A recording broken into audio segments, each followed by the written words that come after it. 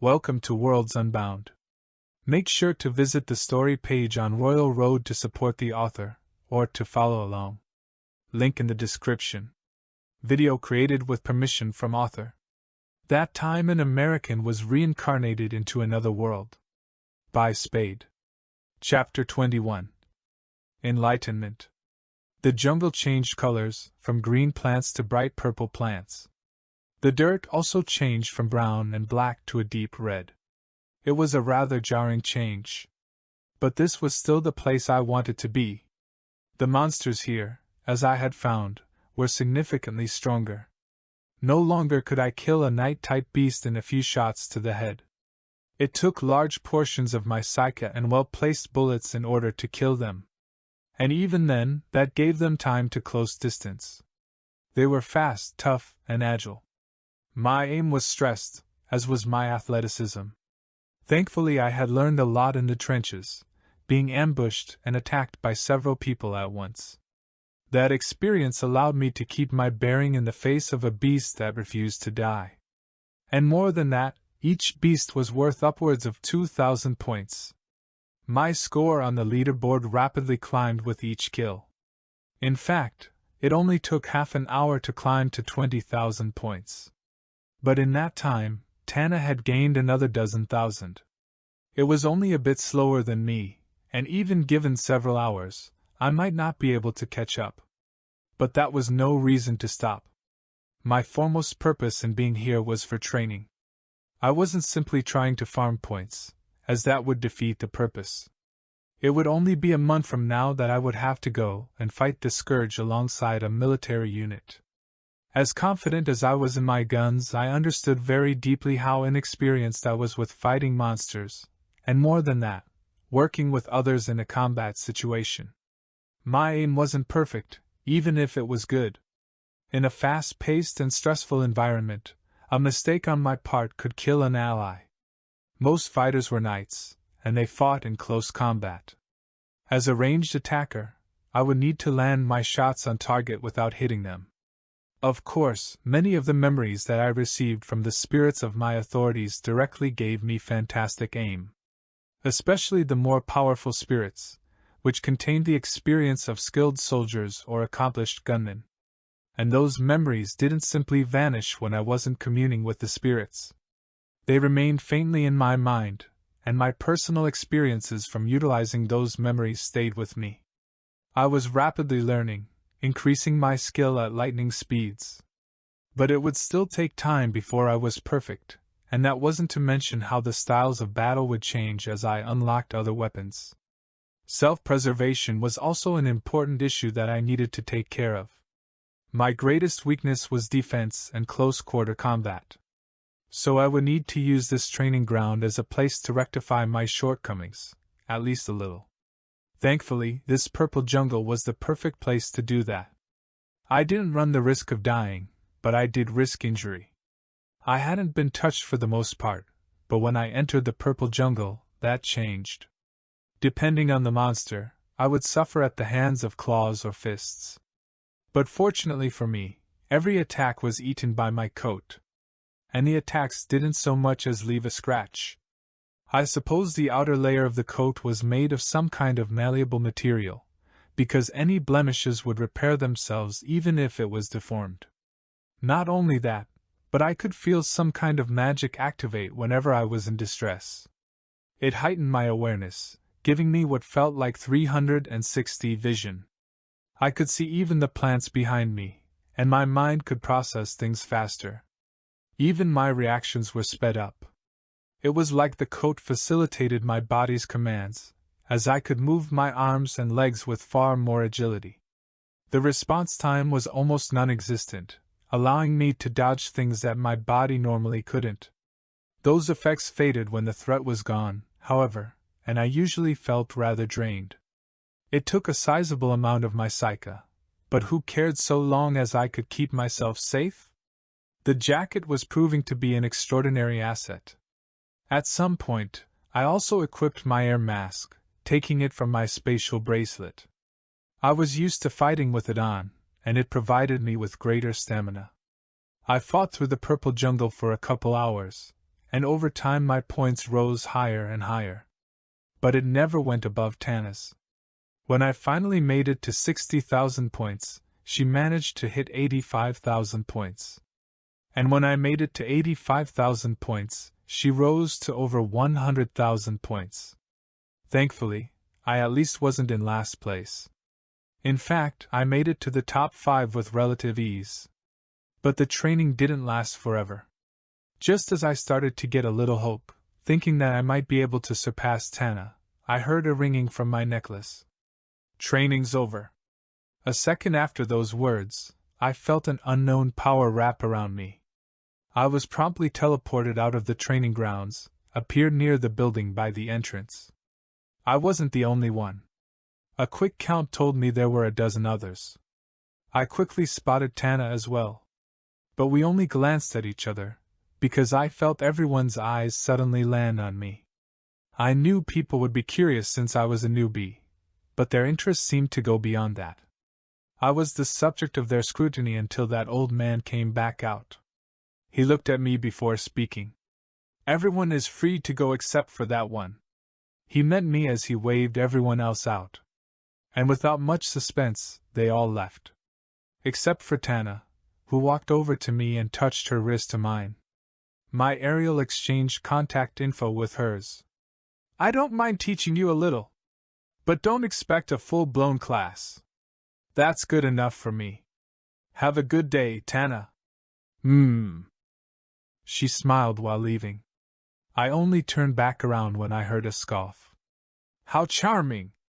If not for your complete lack of foundational skills, I'd say you're perfect. Get in here. Waving me along, the old man headed into his little outpost. I saw the same screens as last time, but now, they were all filled with recordings of my fights. Once I closed the door, he plopped down on a seat. Your power is seriously suited for killing. I've never seen a more offensive power before, not from warlocks nor knights. Tana is an authority 5, and you were able to keep up to some extent. Of course, she was nothing but relaxed today, but the fact that you even managed to climb out of last place is nothing short of a damn miracle. He sighed while turning to the screens. But despite how excessively lethal your weapons are, you still don't have many of the techniques you should have. You're still obviously a newbie. For example, he pointed to one screen. On it was a video of my encounter with Tana. Specifically, when she dodged my imaginary bullet. Your intent. You have no control over it, and since you're a ranged fighter, that's a major issue. What is intent anyway? It's your mind's effect on the surroundings. It's literally your intentions that seep into the air all around you. People can pick up on that, and it allows them to read you like a book. And there are techniques, especially for summoners, that allow you to conceal it. I can already tell you that those techniques will be your most important, because otherwise you won't be able to kill anyone stealthily like you did with those puppets. Right. Having understood the wild concept, I began to see how important it was. Intent concealment was something I needed to learn quickly. Also, you need to learn how to solidify your psyche. You waste way too much of it when you infuse your summons with it. Unfortunately, there are very few calls that allow you to do such a thing anyway, and I know Maxwell's call is special. So consult him on it. You'll become more efficient and powerful when you bring it under control. Look! He pointed to another screen, one that showed my gun as it glowed with power. That glow was seen whenever I infused my psyche into a spirit. That glow is a telltale sign of your lack of control. I would estimate that nearly half of your power is wasted in the infusion process, and it only gets worse as you infuse more. But the good news is that you obviously have a bountiful pool of psyche anyway. What makes you say that? I didn't exactly see how my pool of psyche was bigger than normal, but apparently this old man could. He glanced at me.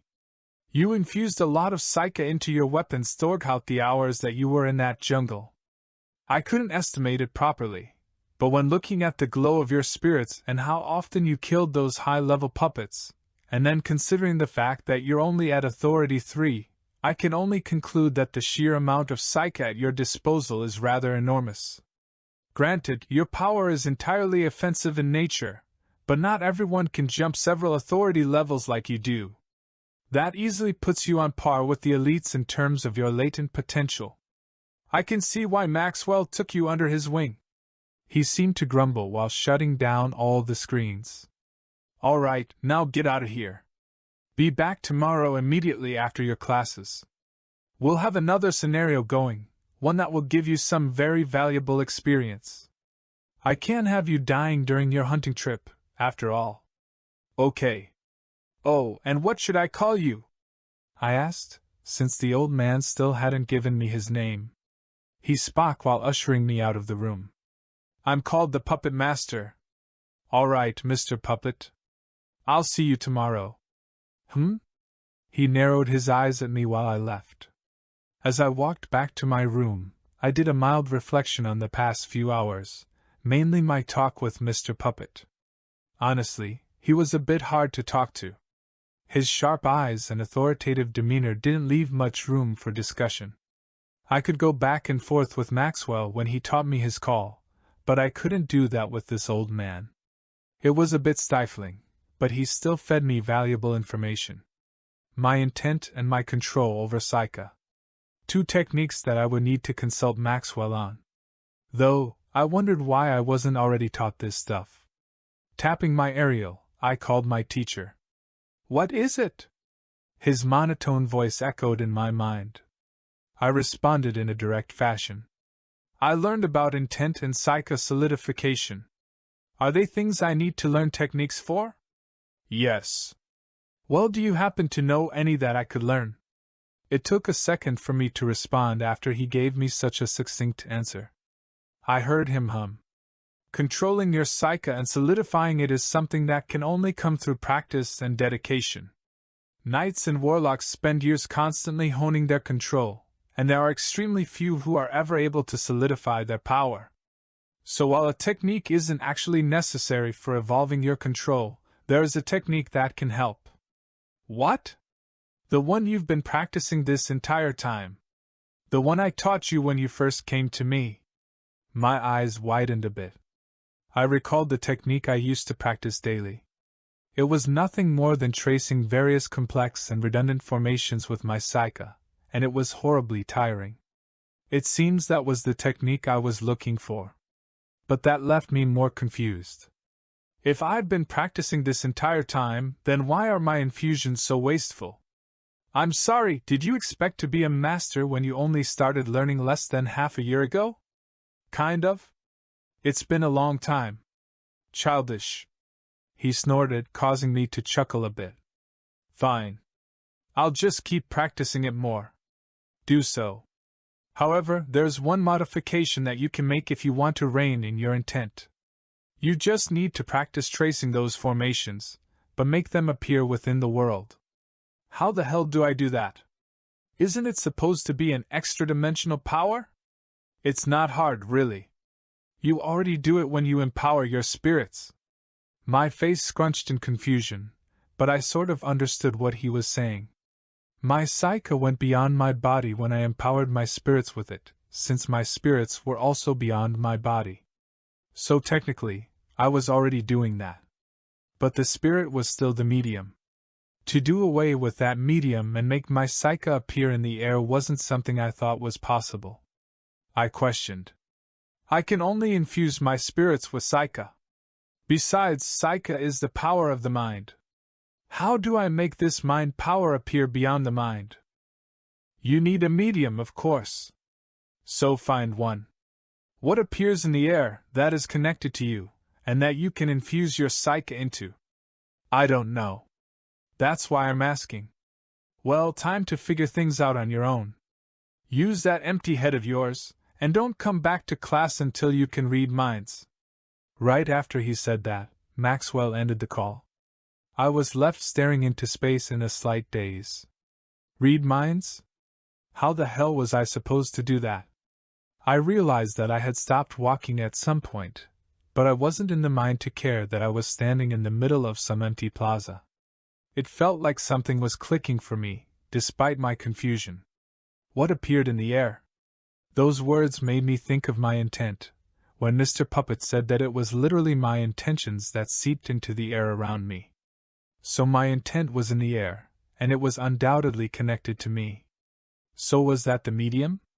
Did I need to infuse my psyche into my intent? I suppose they were both a part of the mind. But unlike spirits, my intent wasn't something tangible that I could feel. I didn't even know it existed until a few hours ago. So how could I infuse my psyche into something I couldn't see or feel? If I figured that out, then I could manifest my psyche in the air and practice both solidifying my psyche and controlling my intent. And these thoughts made me think of something else. My coat, when it had activated and enhanced my senses. It did more than just speed up my thinking and reaction times. It actually let me see the things around me, even things that weren't within my field of vision. I had been able to see the ground under my feet and the trees to my back when fighting a puppet to my front. 360 vision. But of course, I didn't suddenly grow eyes on the back of my head. My coat took my psyche when it was activated, and it had done something with it that let me see the world with something beyond my senses. Was that what I needed to do? Mimic the effects of my coat? Use my psyche and see the world through the lens of my mind. But I couldn't just do that, even though I understood. I needed something to go off of, something to feel that could guide me, like using training wheels to ride a bike. I needed to activate the coat. Suddenly, I tapped my aerial again. "Hey, sweet cheeks! How's school?" Rayla's sweet voice made me smile a bit. But I felt rushed, so I didn't humor her like I usually would. "It's good. Hey, I was wondering how I could activate the coat's abilities." "Oh, right, I didn't tell you about that. It activates automatically when your body is in distress. But if you want to activate it preemptively, you just need to infuse your psyche into it. You should have felt it make a connection with you, so just stream your psyche into that connection." "Oh. All right. Thanks. Are you training?" "Something like that." "Then call me later. I have some things to ask you, preferably before the week's end." "Sure." We said goodbye, and I rapidly focused back on my objective. When I had first worn the coat, I had felt a wave of magic run through my body. The coat had formed a connection, making it more like a new limb rather than an accessory. Whenever I put it on, it would bond with me again. Even now I could feel the connection that appeared within my mind. So I streamed my psyche to it, filling it with my power. Once I did that, I could once again feel the effects. I could see each blade of grass at my feet, the laces of my shoes, the socks under those shoes, the buildings behind me. It was like looking into a whole new world. But more than that, I could see other people in the distance. And each of them had a faint energy around them. From that energy I could sense something about them. I could sense anxiousness, excitement, exhaustion, or anger. Most of their faces were neutral, not alluding to anything out of the ordinary. But these energies exposed their inner feelings. And on top of that, I could almost see into the future. I could see the next step they were going to take. I could guess the hand they were going to use to scratch an itch on their face, or their next movement to open a door. Their intent. I could see it and read it. It was vague, but it was there. And then, I looked around myself. I could see a much thicker intent than any of the others, perhaps because it was my own. But unlike the others, I could practically read my own mind through it. No wonder Tana was able to dodge my imaginary bullet. I was basically telling her what I was going to do through this intent of mine. But that wasn't my biggest concern. Instead, I quickly focused my psyche. I could finally feel my intent. So I let my psyche out. A little wasn't enough, so I let it all flow. I mustered the entirety of my pool, pushing it all out into this energy field of mine. The coat was acting as my guide, and I tapped into that feeling. And then I could see it. The air. Or I should say aura was the best word for it. An aura around me that spread for dozens of meters. It was like a beacon of light, broadcasting my existence to the world. And anyone with eyes could see a bright light. This aura of mine, how it was so spread and open, made me feel exposed. Everyone else also had auras around them, most just as big as mine. And through them, I could get an even deeper glimpse into their mind, as if I was getting a hint of their thoughts. How could anyone live knowing that their thoughts were practically spilling out into the open like this? It made me shudder. Maxwell could see all this, no doubt. So this entire time, my mind had probably been an open book to him.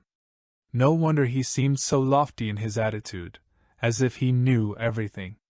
He may as well have, with an ability like this. This seemed to be some kind of enlightenment for me. I need to rein this shit in as soon as possible.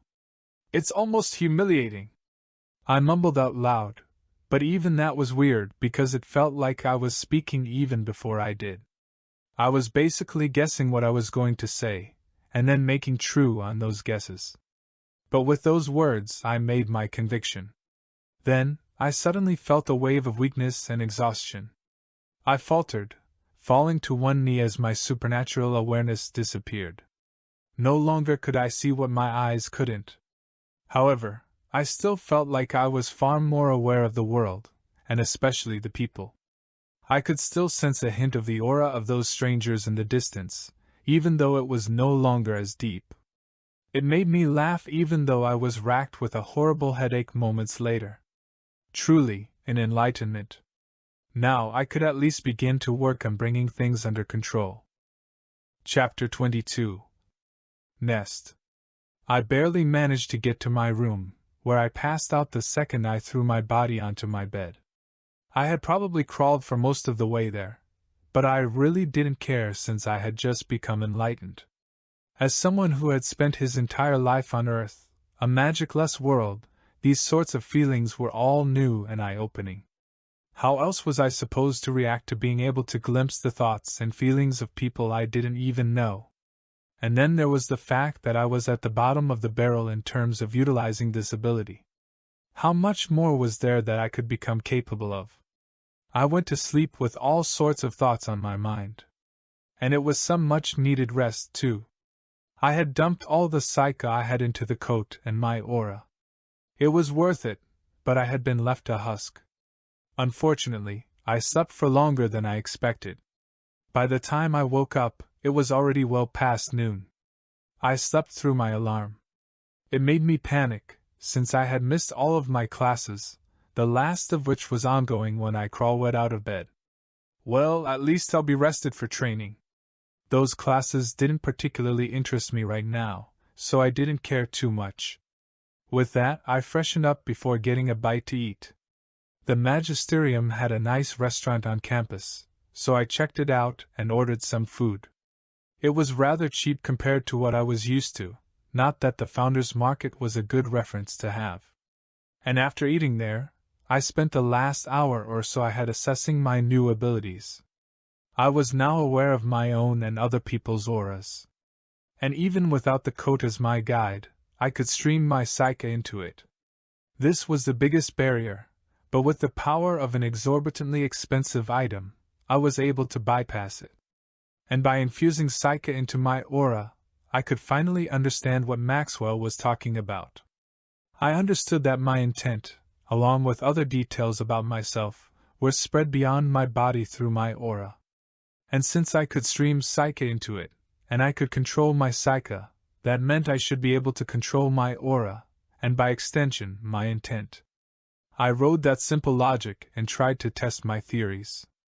In my room, I sat in a chair and dumped some psyche into my aura. This increased my awareness of my aura by many times, similarly consuming energy. And with my psyche inside my aura, I began practicing. I used the same formations that Maxwell had taught me, forming lines and symbols of psyche. But instead of doing these things within my mind, I did them within my aura. And it was then that I saw a faint glow. A line of light appeared in front of my eyes. It was red, and it formed the same shape that I drew with my psyche. My psyche had manifested beyond my body. From there, I continued drawing. The formation was created in front of my eyes as dozens of red lines and symbols appeared in the air. But this method of drawing was different than I knew. I quickly encountered difficulties because of this difference. I wasn't simply drawing it, like paint with a brush. Instead, it felt like I needed to imagine my psyche being drawn. From there, it would be drawn. I likened it to an out-of-body experience. I wasn't doing the drawing. I was telling my mind to draw. It seemed like the same thing, but it wasn't. There was a certain detachment between the two, a line that I was barely getting the hang of writing.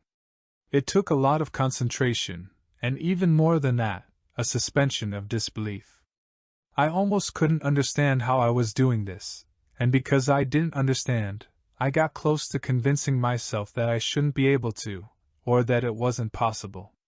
But I deliberately kept myself ignorant, simply doing it whether I thought I could or couldn't. It was only by doing that I could continue, as if I started to question it, then I would lose the ability.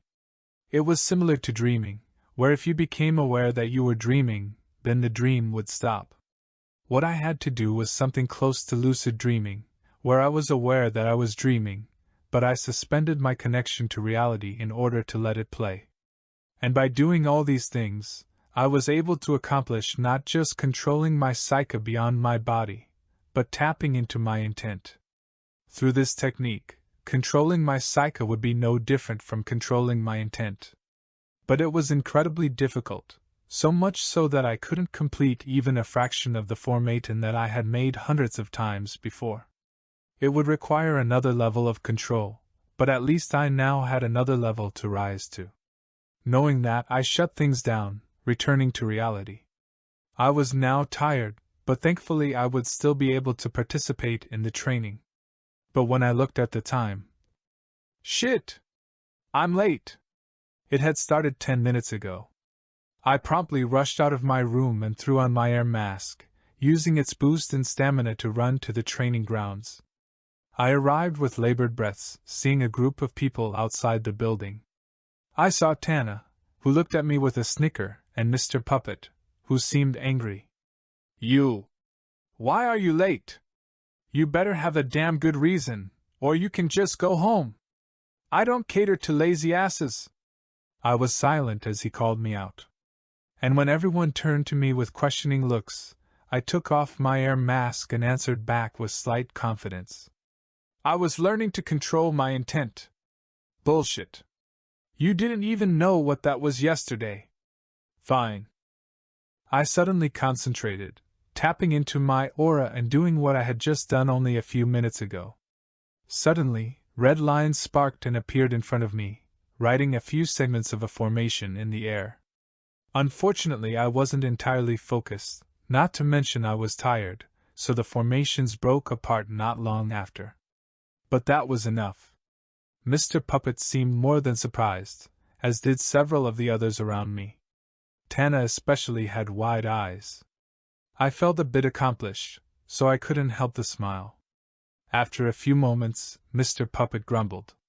You win. So get over here and listen up. Yes, sir. I gave a weird salute before standing with the group. He sighed. Since I'm not explaining everything again, I'll keep it short. Today we're doing a group scenario. 5 groups of 4 will each be separated into their own environments. Your goal is to raid a hive, killing the king in the process. The hives will be identical, and you will be scored based on how fast and how many enemies you kill. Total extermination will result in a perfect score, but mind you, there will only be 3 hours to complete this raid, and killing the king will require the fullest effort of every group member. Now stand by while I form the groups. He grabbed a sheet of paper, reading off a list. Everyone's name was one I didn't know, and I watched as they all walked to the side and separated into their groups. I was a part of the 3rd group. Tana, John, Hubert, and Amara. I moved with Tana, standing off to the side. 2 others moved with us. 1 man and 1 woman, who I guessed were Hubert and Amara respectively. I nodded to them as Mr. Puppet finished forming the groups. All right. Walk through the portal and begin. Clock starts now. He gave us no time to mentally prepare, and we were forced to rush into the portal without so much as an introduction. But everyone seemed used to this, so I rolled with it and entered with my group.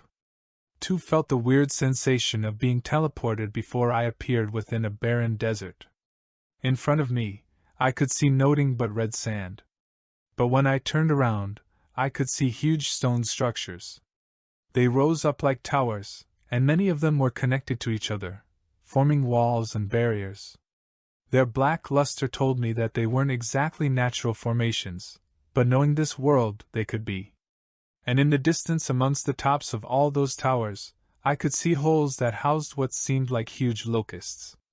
Of course, they had the signature look of puppets, but everything else resembled the body structure of an insect. And while some had wings, others didn't. At the front, there was an entrance into what seemed like a maze of this locust hive. Let's introduce ourselves. Someone spoke. I looked and saw that it was Amara. She looked like a warlock, with some gray robes and a staff that held a cluster of crystals atop its pole. And although she asked to introduce ourselves, everyone ended up looking at me. So I went first with a smile. I'm John, and I guess you could call me a ranged fighter. Pleasure to meet you all. I'm Amara, warlock specializing in ranged spells. Hubert, knight specializing in defensive combat. Tana, knight specializing in offense. I nodded to the others as they gave a brief introduction. Hubert was a large man, built like a football lineman. He carried a large steel shield and sword, and his bald head gave off a meathead-type feel, contrary to his sharp, squinted eyes. And then there was Tana, the nimble swordswoman. 2 ranged fighters, a tank, and a melee fighter. It was a rather well-rounded lineup, especially since we might be fighting off some flying puppets. The others seemed pleased as well. We have a good group. Hubert nodded pleasantly. Tana smirked a moment after, though. Yes, it would be a good group without John's fatal flaw. She smiled at me. You can't keep quiet, can you? No, not really. Then that increases the difficulty by several times. Wait, you were the loud one yesterday? Amara suddenly questioned, earning a nod. Yeah, that was me. My weapons are powerful, but they have a hard time keeping it down. So basically, every puppet is going to be flooding toward us so long as he's active. But I will admit, his weapons are amazingly powerful. Tana patted my shoulder before looking toward the hive. But then, Amara spoke with a thought. If it's loud, I might be able to help. I know a sound isolation spell. It's not absolute, but it could mitigate a good chunk of the sound. That's a thing? I asked in surprise, and she gave me a shrug. It's an auxiliary spell that I learned. I haven't really used it, but if it'll help then I can. It's stationary though. That shouldn't matter too much. You 2 would stick in the back line anyway, so when we get into fights, you can cast the spell and John can do his thing. That works. Everyone nodded in agreement. After that, Hubert put on his helmet and hoisted his shield. He looked like a real knight. Then let's get going. We have 3 hours, so let's move fast. And kill fast. Tana took the front with Hubert while Amara and I followed behind. We entered the gates of the hive, getting a better view of the towers that seemed constructed of thousands of stone discs stacked on top of each other. And since the wind was mostly blocked by the walls, the wind didn't blow any sand into our eyes. However, it still shifted under our feet, making mobility a bit more of a concern. What we found were many pathways, almost like hallways, as we continued through the hive. It was a maze of these walls and towers, but in general, there seemed to be one set direction. We didn't see anything except the occasional flying locust that passed between towers. However, for covering enough distance, we arrived in a large plaza. It seemed to be a junction between several more possible paths. And within this junction, there were dozens of locusts crawling about. Hubert lowered his stance as several noticed us. Tana also unsheathed her sword. "Get ready! Casting sound isolation!" Amara muttered under her breath, and before I knew it, a slight ripple in the air formed a dome around us. The sounds coming from the outside didn't change, making me think that it had done nothing. But I decided to trust it, and summoned a weapon. It was my rifle, and I raised it while looking through the iron sights. My target was a flying locust that was turning our attention to us in the air. And with a quick adjustment, I pulled the trigger. Bang! The sound was the same, but nobody besides Amara recoiled at the sound. And with that shot, the flying locust fell out of the sky. Its body was much bigger than normal, probably the size of an adult man. It made me cringe as green blood splattered on the floor. At least they were easy to kill. "The isolation works! Go!" Tana shouted before dashing off, thrusting her sword and piercing the body of a locust on the ground. Her sword swung and bisected it, leaving a huge trail of blood. Hubert also prepared, staying in front of us while shield bashing a few bugs that crawled forward. And Amara prepared some spells, lights flashing in the air as arrows of ice appeared out of magic circles. A glimpse at the spells reminded me of circuits, as did most spell formations. Her icicles pierced a few different locusts after preparing for a few seconds. And I chambered another round, taking aim at another unlucky puppet. Chapter 23. Quad Shotgun. The battle was intense as a few dozen puppets flooded toward us. Although I wasn't making a huge commotion, the sounds of battle still reached the immediate vicinity, attracting more reinforcements. I was forced to fight beside Amara since she was the one maintaining the sound mitigation field. I could maneuver or run like I was used to doing while fighting, which made me a bit anxious. But I quickly found solace in the skills of my allies. Particularly, it was Hubert who brought me great reassurance. He seemed to always have an eye on his back line, constantly protecting us if anything got too close. So I never had to worry about being jumped on by 3 or 4 puppets. As for Tana, she was wreaking havoc around Hubert, maintaining a close distance but dashing in all directions as she slaughtered locusts. And with the support of my team, I was able to put in some work. My killing speed was even faster than Tana's. I could kill a locust in a single shot, and it only took a minute or so to clear the skies of anything with wings. After that, I leveled my sights and killed anything around us. But this was where my aim was stressed. With Tana dashing everyone, there was risk of hitting her, unlike Hubert, who stayed relatively still. In fact, over the course of the battle there were a few times where I almost hit her as our targets coincidentally aligned. It taught me to double-check my shots, but hesitation could also result in a delayed shot, and if Tana dashed over in that short time frame, then things could turn for the worst. It was a mix between being aware of my allies' positions and predicting their next moves. I had to read Tana's movements and work around them, because that was my job as a ranged fighter, not the other way around. So my killing speed slowed, but by that time, the small army had been cleared. It was then that the sound isolation spell went down. Around us were nothing but bloody corpses resembling locusts. I tilted my head while stepping over one. "Curious how these puppets have blood. All right, let's keep moving." Hubert motioned us along, and we formed up before traveling deeper into the hive. Between fights, my only job was staying quiet. Tana and Hubert would take care of any small groups we encountered, and Amara would take out any airborne targets. So for the most part, I was simply being escorted to the next major battle. It was an interesting experience. And we had 2 more major battles, both of which I acted as our most powerful turret. Tana was second only to me, and not by much. She killed incredibly fast, only limited by her speed. And once I had taken out all airborne locusts, my killing speed would slow below hers. We were incredibly efficient. We had probably killed a few hundred in only an hour and traveled through nearly half the hive. Our progress continued at a fast pace, though I wondered how the other groups were doing. There was no leaderboard to track progress. When we finally went through half of our time, we seemed to enter the core of the hive. It was a tall dome with hundreds of pores across its walls. Each pore contained either a locust or what looked like eggs. And in the center of the dome was what looked like the queen of the hive.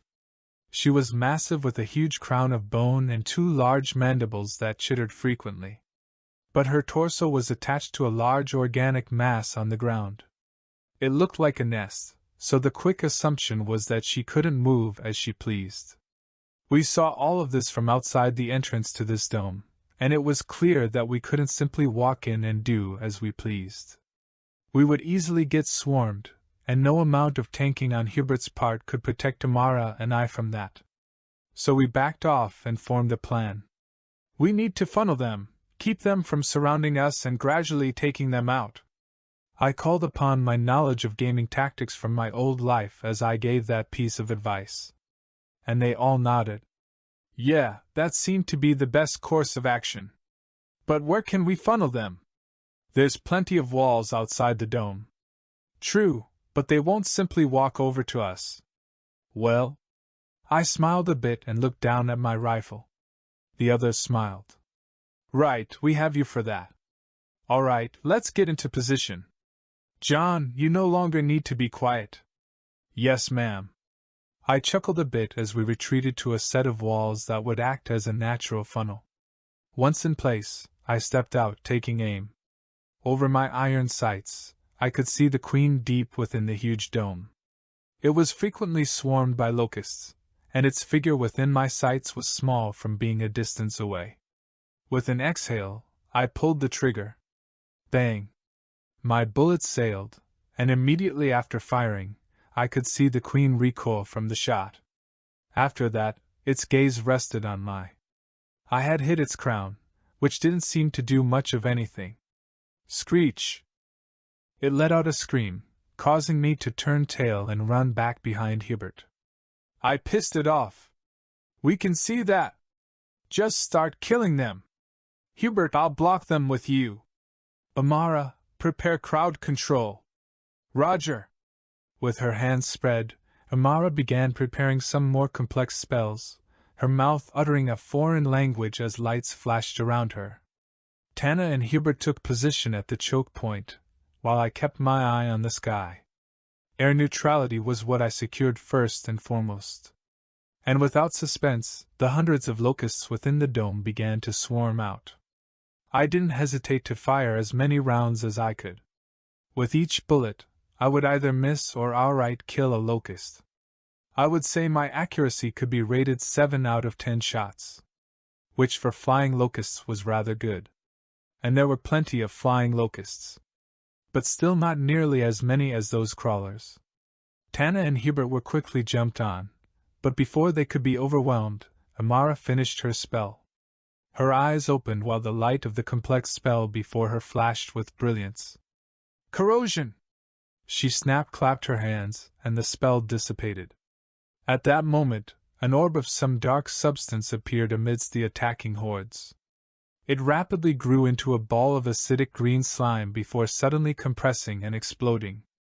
It released waves of not only corrosive gas, but heinous-smelling and awfully sticky slime. It covered 2/3 of the locusts, even many in the air, dragging them down as their wings were corroded.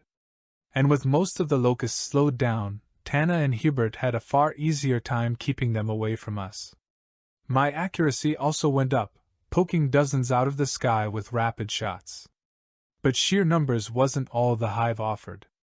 Suddenly, we heard some distinct roars. 3 large beetles emerged at that moment, armored and pissed off. I quickly released the test shot. Bang! Ting! The bullet ricocheted off their armor. With a frown, I empowered another shot with a large chunk of Psycha before aiming just under its head. Bang!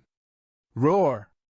This time, the bullet sunk into its body, causing the beast to recoil in pain. But it didn't seem to do that much other than slow it down. Just clear out the fodder. Then we can focus on the big ones. Tana shouted, and my sights left the beetles. I shot with more haste, doing my best to kill as many of the locusts. As the beetles marched forward, Amara seemed to recover from the big spell and spoke to me. "John, how's your energy?" "I still got plenty." "Why?" "I'm going to be sparing to save energy for the big ones." "Can you compensate?" "I'm shooting as fast as I can right now. If you feel that's enough, then go ahead and rest." I spoke while pulling the trigger and slinging the lever action of the rifle. And Amara seemed to deem my effort sufficient as she took a back seat, keeping an eye out but not casting any spells. Since most of the locusts could be killed with one shot, I didn't have to spend that much energy even after killing as many as I did. Ammo took a shockingly small amount of Psyche to summon, and my communion with the spirits gradually took Psyche away over time. It was very efficient, and with my practice in the trenches, my stamina in combat was rather exceptional. Of course, that was until tough enemies came around, in which case I got tired very fast. But if it was just fodder like this, I could go all day. I let loose shots with frightening speed, impressing even myself. You could only shoot so fast with a lever action, after all.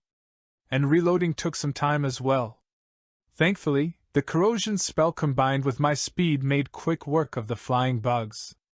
With that, Tana and Hubert only had to stave off the crawlers.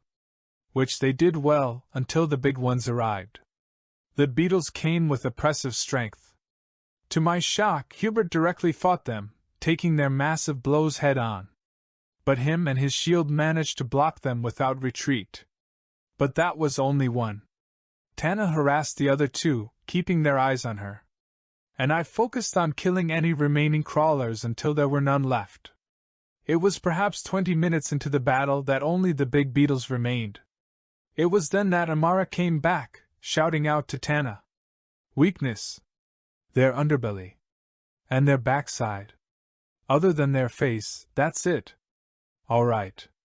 Amara took the information, and their exchange taught me a bit about what seemed like standard protocol during battles. She then turned to me. "Can you shoot any of their weak points?" "Not really their underbelly. If I could get behind them, I could shoot them in the back. But we gotta get out of this funnel first." "Sure." "Tana. Hubert.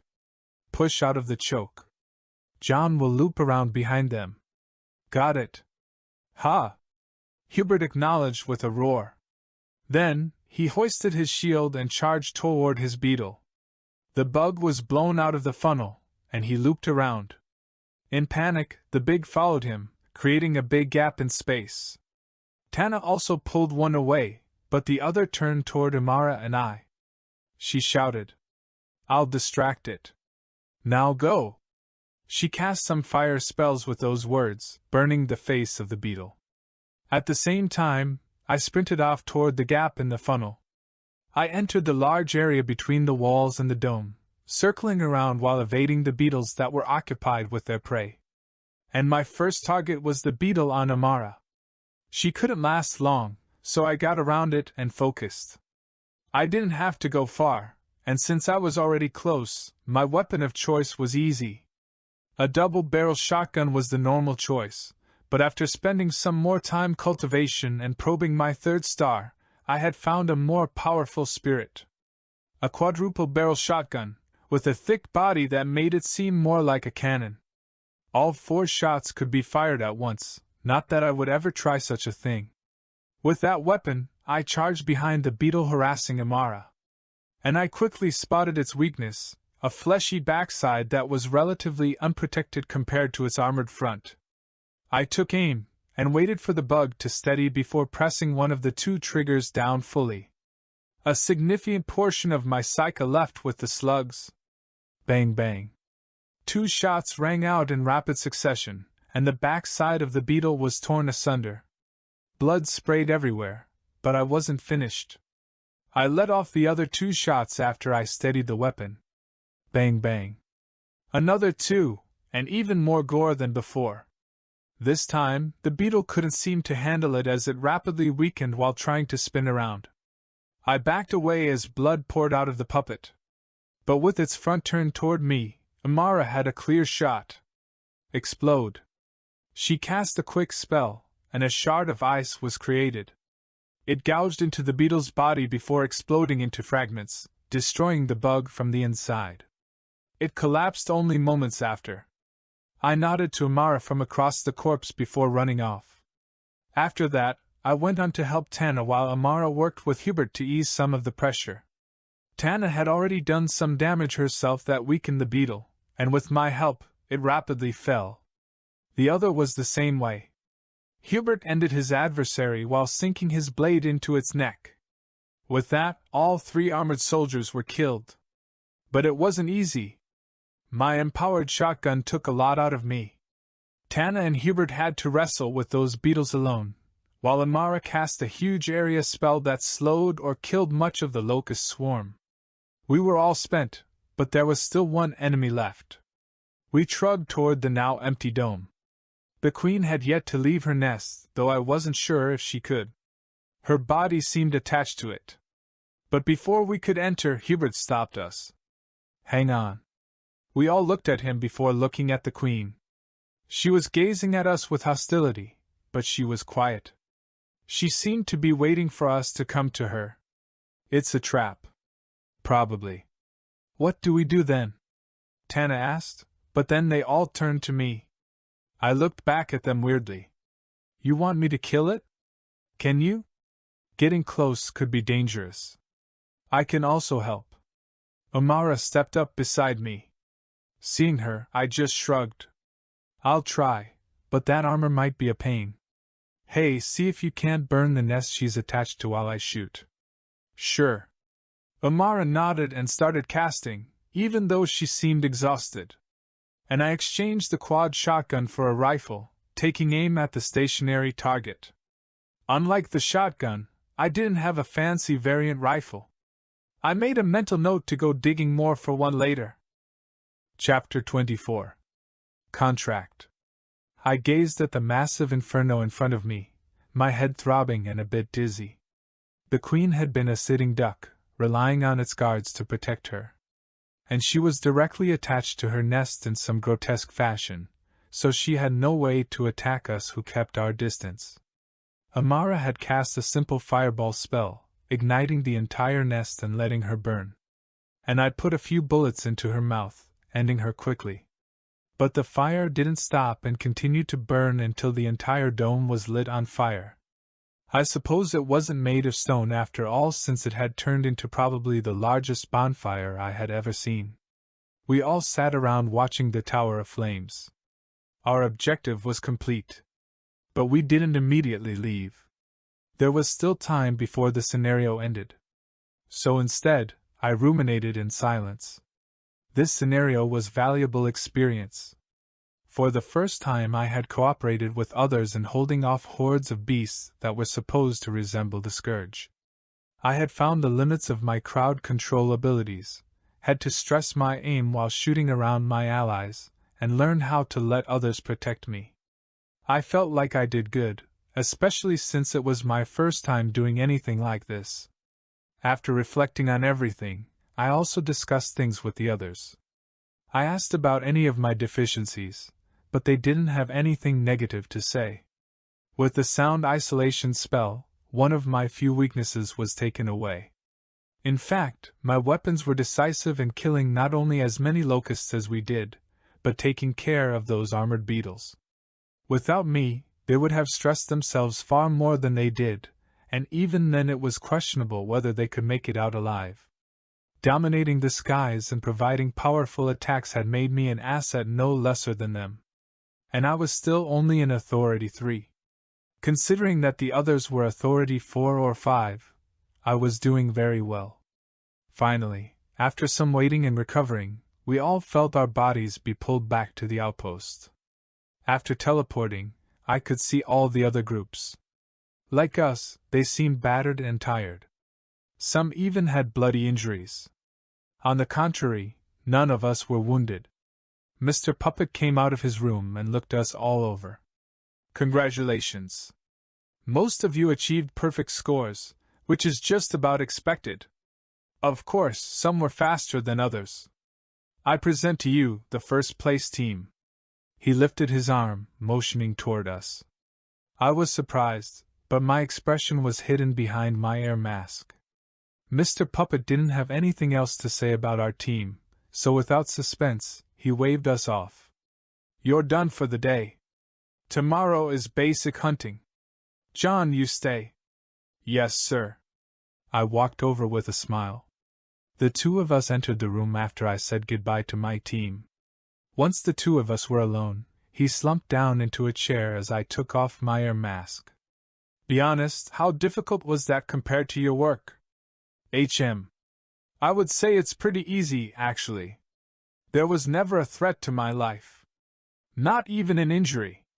It was really only a workout. Humph, show off. He snorted before looking back at the screens. On one of them was a video of my battle outside the dome. I placed Amara in your group knowing she had that sound spell. It got you guys through the maze with ease, almost too much ease. And with Hubert protecting his back line, you never had to worry much about close combat. In all, that team was almost perfect for you. You'll do good to remember that for your trip. Still, even then I had underestimated just how freakish your weapons are. He looked toward another screen. It was a close-up shot of me and my quad-barrel shotgun when I was using it to decimate those beetles. Everyone else hit a wall with those beetles. But with the others distracting them, you were able to debilitate those things unhindered. Your instincts are good in regards to keeping distance and managing the threats around you. But that damage... He shook his head, as if unbelieving of the power my guns contained. It made me smile with a bit of pride. I finally understand why Maxwell is so serious about you. Your only weakness is your defense. Also, I saw you slow down your shots frequently when your targets were anywhere near your teammates. Understandable, but with your lethality, more will be expected of you. You'll need to work on your aim and awareness. But even then, developing your control over your psyche and aura will solve those problems. How so? Please, there's no way you didn't feel it. He scoffed at me while pulling his eyes away from the screen. Then, I could feel his gaze seemingly pierce through me. You actually managed to infuse psyche into your aura.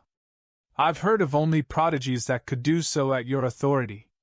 For reference, half of the elites here today are authority 4. And only 3 of those at authority 5 are able to do what you do. So you can understand the rarity of such an achievement. And you also know that your aura is a powerful tool for understanding your surroundings and others. If you can read other people's intents, and have perfect control over your body, there will be nothing to worry about in regards to your aim. Oh, I see.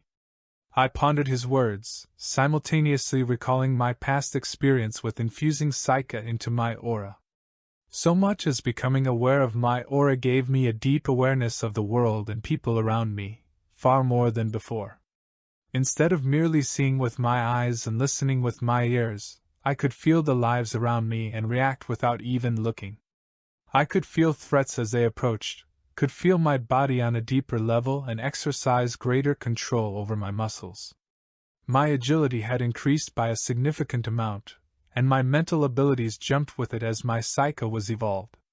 The power of the mind, psyche, was a powerful thing in the right hands. Why it wasn't given to warlocks, I had no idea. It would be perfect for them who cast spells all the time. Regardless, these powers would be greatly beneficial to me. Shooting guns was a very sensory-driven activity, relying on your sight and the precise control over your fine motor movements. It also required extensive knowledge on your weapon, yourself, your target, and everything around it. Processing all these variables on the fly couldn't be done by just anybody, and even with the skills and memories within my spirits, I was still developing my personal capabilities. Psyche, by extension, would expedite all of that and shatter the skills ceiling associated with the art of marksmanship, opening up greater levels of power. I could only grow from here, and I was beginning to see the definitive path forward. You just keep practicing. In fact, that should be your main focus for the next few weeks. You're not going to advance anytime soon, so honing your control over Psyche and your aura is paramount. And when I see you here, I expect to see that practice. I don't want you focusing on competition at all. The only exception is during team scenarios, of which we will have 2 more before the end of the week. All right. Then get on out of here and recover. He waved me out, and I left the training grounds. I walked to the Magisterium's restaurant first, ordering some food to go before heading to my room and chowing down. I didn't have anything to cook, and with my savings, was too lazy to bother. As I was eating, though, I got a call. It was Rayla, so I picked up with enthusiasm. Hey, sweet cheeks. Hey. How goes work? Funny you should ask. I'm actually calling to pass a message to you. Her tone became a level more serious. According to Plex, Patriarch Tavera has requested you for a job. He wants you at your earliest convenience within the next day or so. Is that so? I kicked back in a chair, curious about this sudden job. Do you have any details? Well, I know you're not the only one. I guess the Tavera family is moving something big or numerous, but they're putting together an escort team for a load of cargo. And you're moving between cities, so it's a big deal. Obviously, you'll also be paid handsomely, but it'll be a multi-day trip. Plex will also be going. I see. Are you going? Unfortunately, no. I'm staying behind with Libitus and Tovex to run things during Plex's absence. I would be if you declined, though. I rubbed my chin with a moment of silence. Do you want to take it? I can just leave it to you. Honey, there's no way I'm taking away this chance from you. Developing rapport with the Tavera family is crucial. To reject now will basically burn the bridge between you two. Don't ever expect another request if you turn this one down. Well, that doesn't really leave me with a choice now, does it? Not really, but it's not like you're missing much at the Magisterium. You'll obviously be fighting during your trip. This isn't something that's gone unnoticed by the other powers, so you'll get your practice. That's comforting. Well, I guess I accept the job. When do I report? Tomorrow. Go to the Tavera mansion during operating hours. You'll meet with the Patriarch and he'll give you the details. Also, I recommend pulling some coin out for the trip. You'll be at a new city, so you never know when you'll need some. Just throw it in your bracelet. Sure. Good. Now catch me up. With business out of the way, the both of us continued to talk into the night. Or, it was more so night for me and morning for her. I mentioned my new ability to sense aura and infuse my psyche into it, which she was more than shocked about. Unfortunately, there wasn't much advice she could give me since she was a warlock, not a summoner. Plus, she hadn't been able to do the same until she was in Authority 6. But she did tell me that this ability single-handedly managed to drive her authority up an entire rank. Without it, she would have never jumped to Authority 8, regardless of her feelings about her personal talent. After that, we talked for an hour or so before I decided to head to bed. I was still tired from the scenario earlier in the day, and now I knew that I had an eventful trip ahead of me that I would need to prepare for. The next day, I arrived at the training grounds after classes. It was there that I spent about an hour hunting and working on my psychic control.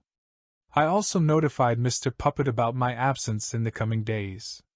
He wasn't happy, but he knew about my work from Maxwell, so there wasn't much of an argument to put up. I left after having done a proper workout with my psyche, and when the sun set, I was off to the Founders Market. I found myself smiling as I greeted Chef Black at my usual entrance. The man was excited at my arrival, not having seen me in a while. I chatted with him briefly before heading in. My steps then took me to the Tavera territory where the mansion was located. I immediately noticed the change. Unlike normally, I found plenty of Tavera's men who were scurrying around. It was much more active, and if it was this obvious to me, then it was even more so for the other powers. They were doing something big. I was curious as to what. I walked up to the mansion whose doors were wide open today. It was there that I met an attendant who was expecting my arrival. My meeting with the patriarch was prompt. "Ah, John. I appreciate you responding to my request, despite your busy schedule at the magisterium." "It's no problem, patriarch. Besides, I've been getting itchy lately. It's been too relaxed in that cushy school. You're doing me a favor." We shook hands with a few laughs before he invited me to sit. "I'm glad things are working out as such. And forgive me for being so succinct. As you can guess, we've been busy preparing." "Sure. Then I'll lay out my request clearly." The gruff man straightened himself out within his seat, looking down at a map on his desk. I analyzed it too, and it gave a large overview of what was considered the kingdom of Dragontongue. The kingdom's territory seemed to be located toward the southern region of a large continent. Below them were mountain ranges covered in ice and snow, while above them were several other cities. Above that was the war zone, the frontier of the war against the Scourge. He pointed to one city that was between the frontier and the capital city in the rear. "Our destination is the major city of Joffrin. It's a major distribution landmark, responsible for facilitating a majority of the trade between the capital city and the frontier cities. We're delivering cargo there, and the trip to get there will take an estimated 6 days with only a few delays. However, this is also on an unofficial road that runs parallel with the major road." He traced a faint line that ran beside a thicker trail. This hidden road was no doubt a smuggling route, and instead of taking the path most traveled, it ran through the untrodden forest beside it. There was even a small mountain range between them that it ran through. I could already tell this trip wouldn't be very fun or relaxed. There will be 2 waves, but the first wave is the only one that matters.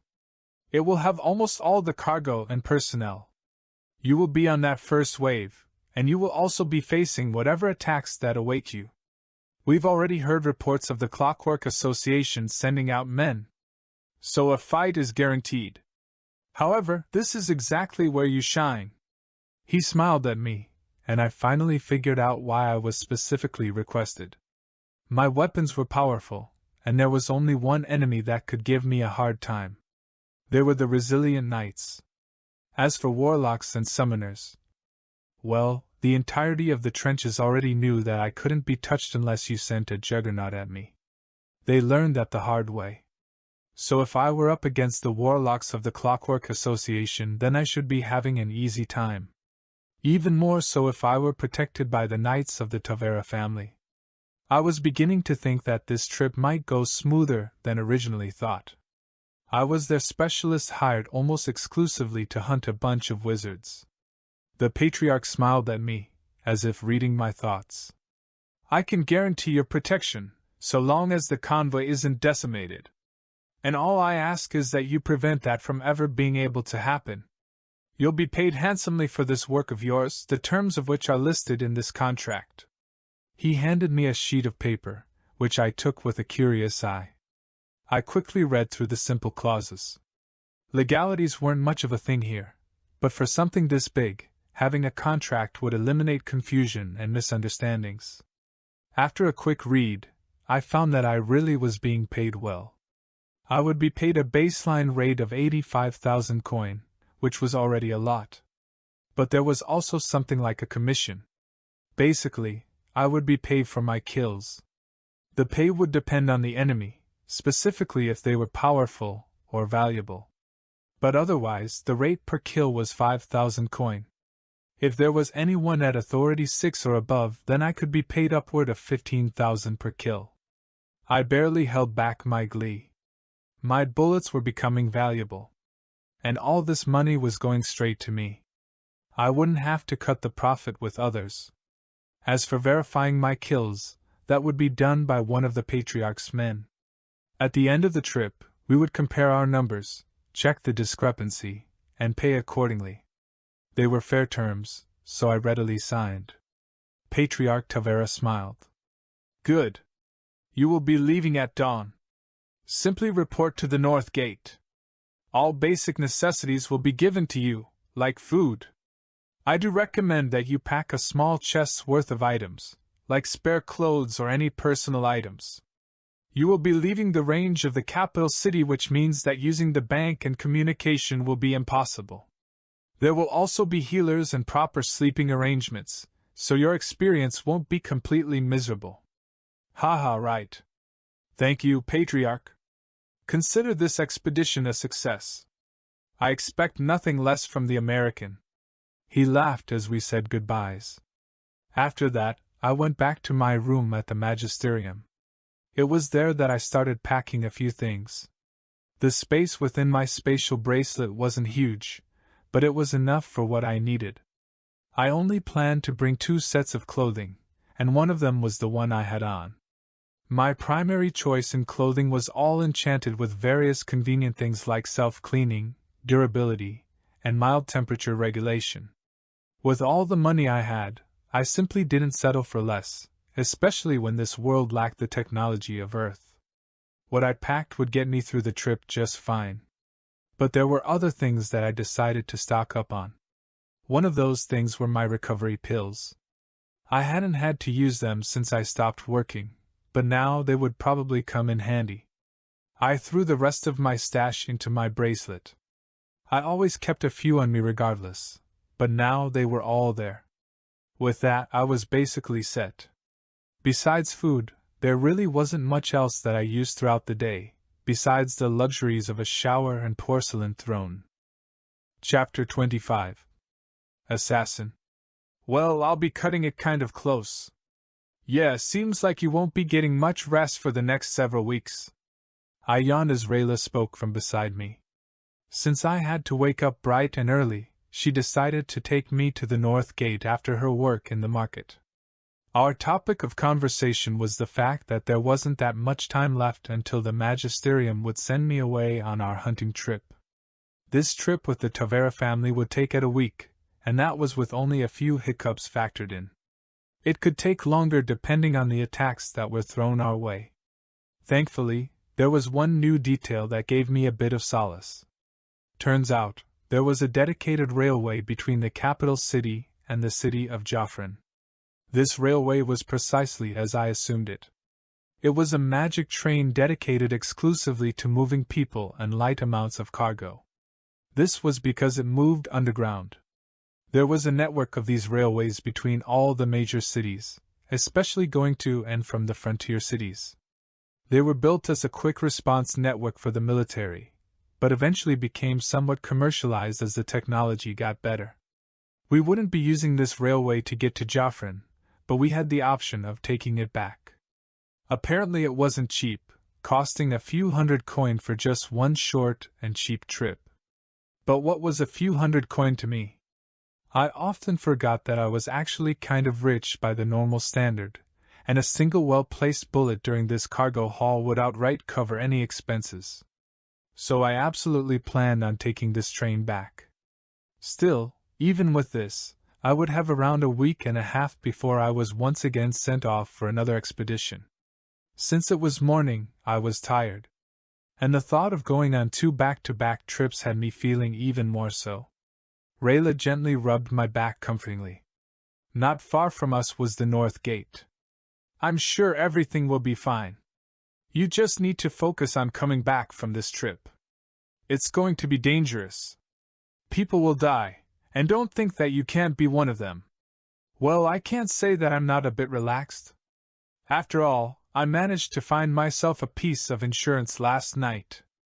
Really? A new weapon? Why do you think I'm so tired? I smiled while rubbing the bags under my eyes. I was up late, but it was worth it considering what I found. She sighed. All right. But your safety comes before all else. Money means nothing if you can't come home to use it. I expect you to buy me a drink with all that money when you get back. Of course. We can even get dinner at the caviar restaurant. Just stop worrying so much. I'll be fine. I turned to Rayla a bit of a distance from the gate. I could see Tavera insignias from here, and they were beginning to gather. But Rayla was really worried. I could tell, despite the smile she wore. It almost seemed like she was sending me off to war. I wrapped her up in a hug, which she returned with a squeeze. I'll be back in a week, okay? Just make sure you don't gain any weight from stress eating those cookies of yours. Ugh! Right as the moment was good. She scoffed and pinched my arm, but I couldn't feel much through my coat, making me laugh. Just then, she abruptly turned her head. I followed, seeing Plex walk over with a smile. Hey you two! How goes it? Hello Plex.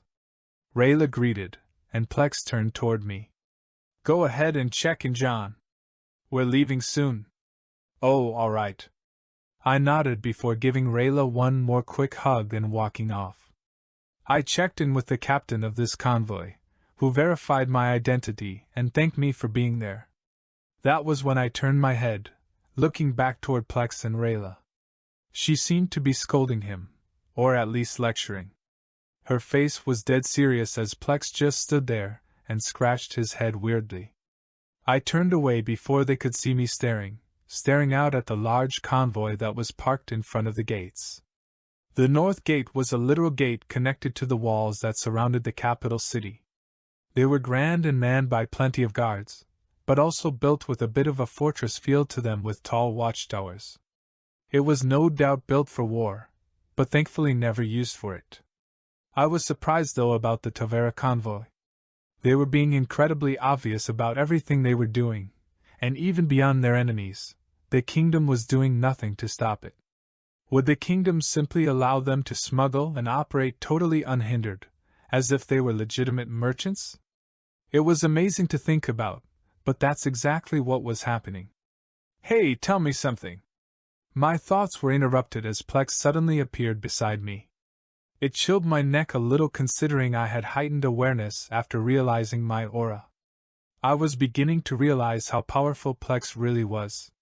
He patted my shoulder. Just how chummy did you and Rayla get? What do you mean? I mean, it's like she's your wife and sending you off to war. What the hell did you do to her that's got her all worried over you? We're just good friends. I spoke casually, but I was suddenly anxious. No longer could I simply hide my thoughts with acting. I knew Plex could see a certain level of my thoughts and feelings, and considering how he almost immediately smirked in amusement, I was absolutely sure he picked up on something. I cursed my inability to rein in my aura and closed my eyes. Just watch my back during the trip. Hee, dodging topics is like admitting guilt. Stop trying to read my mind. In fact, I'll be picking your brain about aura too. So you've learned about it? He asked with a smile, making me shrug. After that, the captain of the convoy called everyone over, preparing to leave. I was assigned a wagon, so I went to board it. But before doing so, I turned back to Rayla standing in the distance. She waved as she stood alone within the plaza before the gates, her red hair blowing just slightly with the morning breeze. I waved back, but the sight of their standing alone soured my mood as I thought about her history. I could imagine why she was worried, and I hated that I was making her feel that way.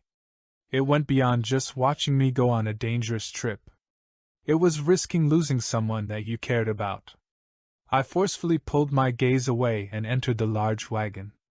Plex quickly noticed the change in my mood, but I didn't care. I took a seat, and before long, the convoy started moving. It didn't take us long for the convoy's path to diverge from the standard route. It was only a couple miles beyond the city gates that they turned down an unobvious, but still decently tread road. Most of the surroundings around the capital were grasslands and farmland. There weren't many forests, probably all having been cleared out for their wood. Most of my focus though was surveying the convoy I was protecting. At first, there had only been 6 wagons. Each wagon was only a bit smaller than a semi-truck from Earth. They were equipped with comfortable interiors, large rubber wheels, a metal structure, and some hatches that acted as windows. Some were filled with cargo, and some held people.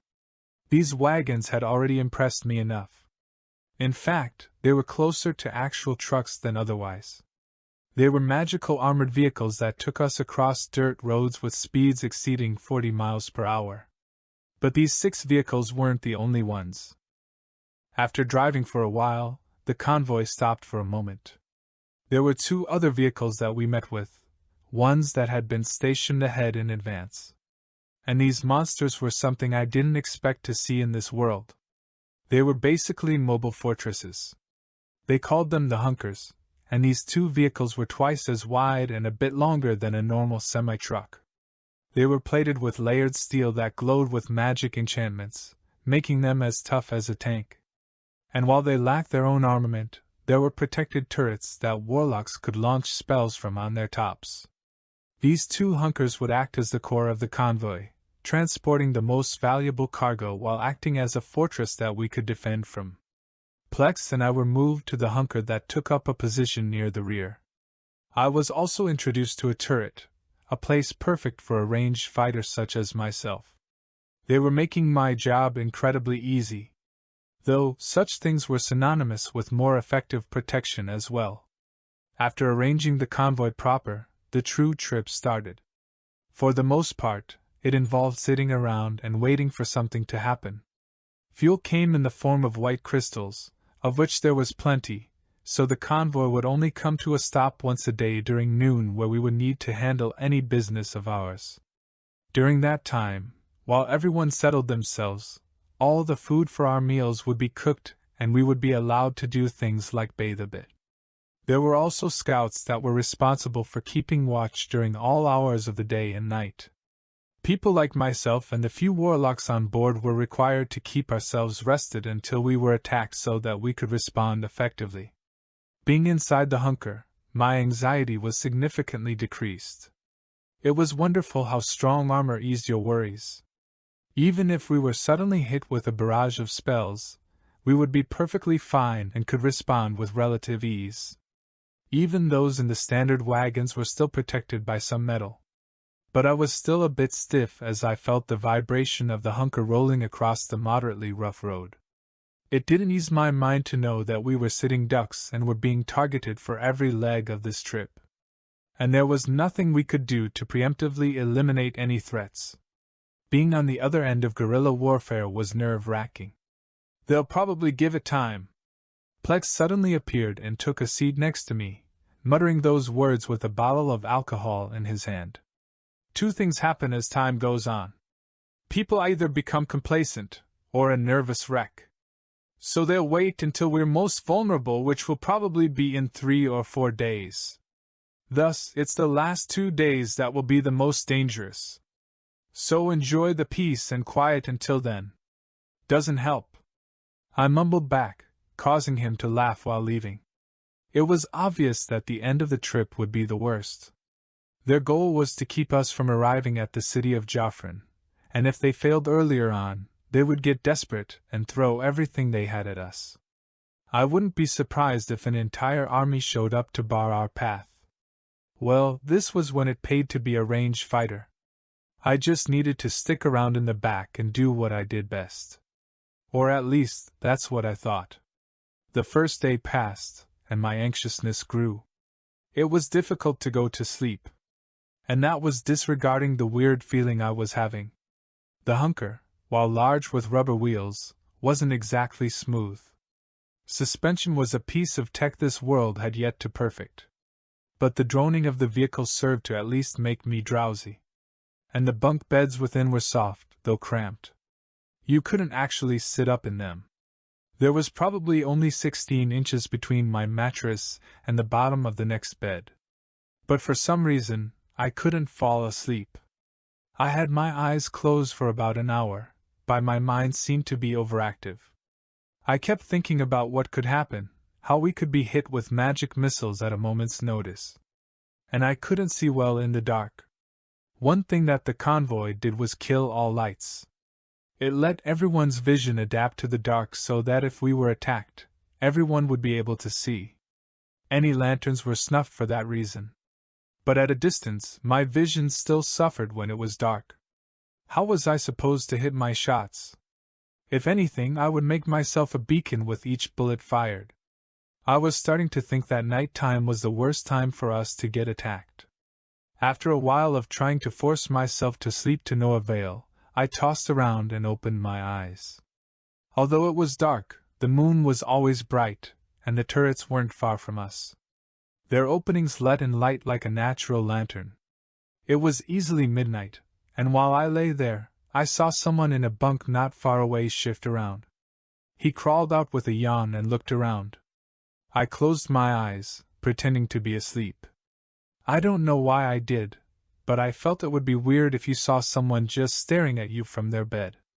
And well, perhaps that was my best decision on the trip. Because a few seconds later, I heard the slightest noise that made my instincts kick in. A knife sliding out of a leather sheath. It was quiet, but I recognized the metallic sound. And peeking one eye open, I saw that man holding a bright silver blade. He walked over toward me, and I felt my heart beat out of my chest. But he didn't seem focused on me, so I kept pretending as he stopped right in front of my bunk. Then my eyes flew open. A sawed-off double-barrel shotgun appeared in my hand, and I pointed it from under my sheets. I obviously shifted a bit, making noise. But that was also when I heard another sound. Ack! It wasn't loud, but in this quiet room, it may as well have been a scream. I heard liquid, and the metal of the blade, along with the sudden struggle of the unlucky victim. That's when I took aim, right at the only portion of the assassin's torso I could see. His crotch. Boom. The sound was deafening, especially in an enclosed space. But hey, it was an assassin. What else should I do? Let him kill someone? And as expected, the entire hunker roared to life. Everyone around me jolted awake as the assassin's body flew backward. His lower body was now a mess of gore, and he started vomiting profusely after he landed. I didn't take another shot, instead shooting to my feet and taking a look at the man in the bunk above me. I quickly got a look.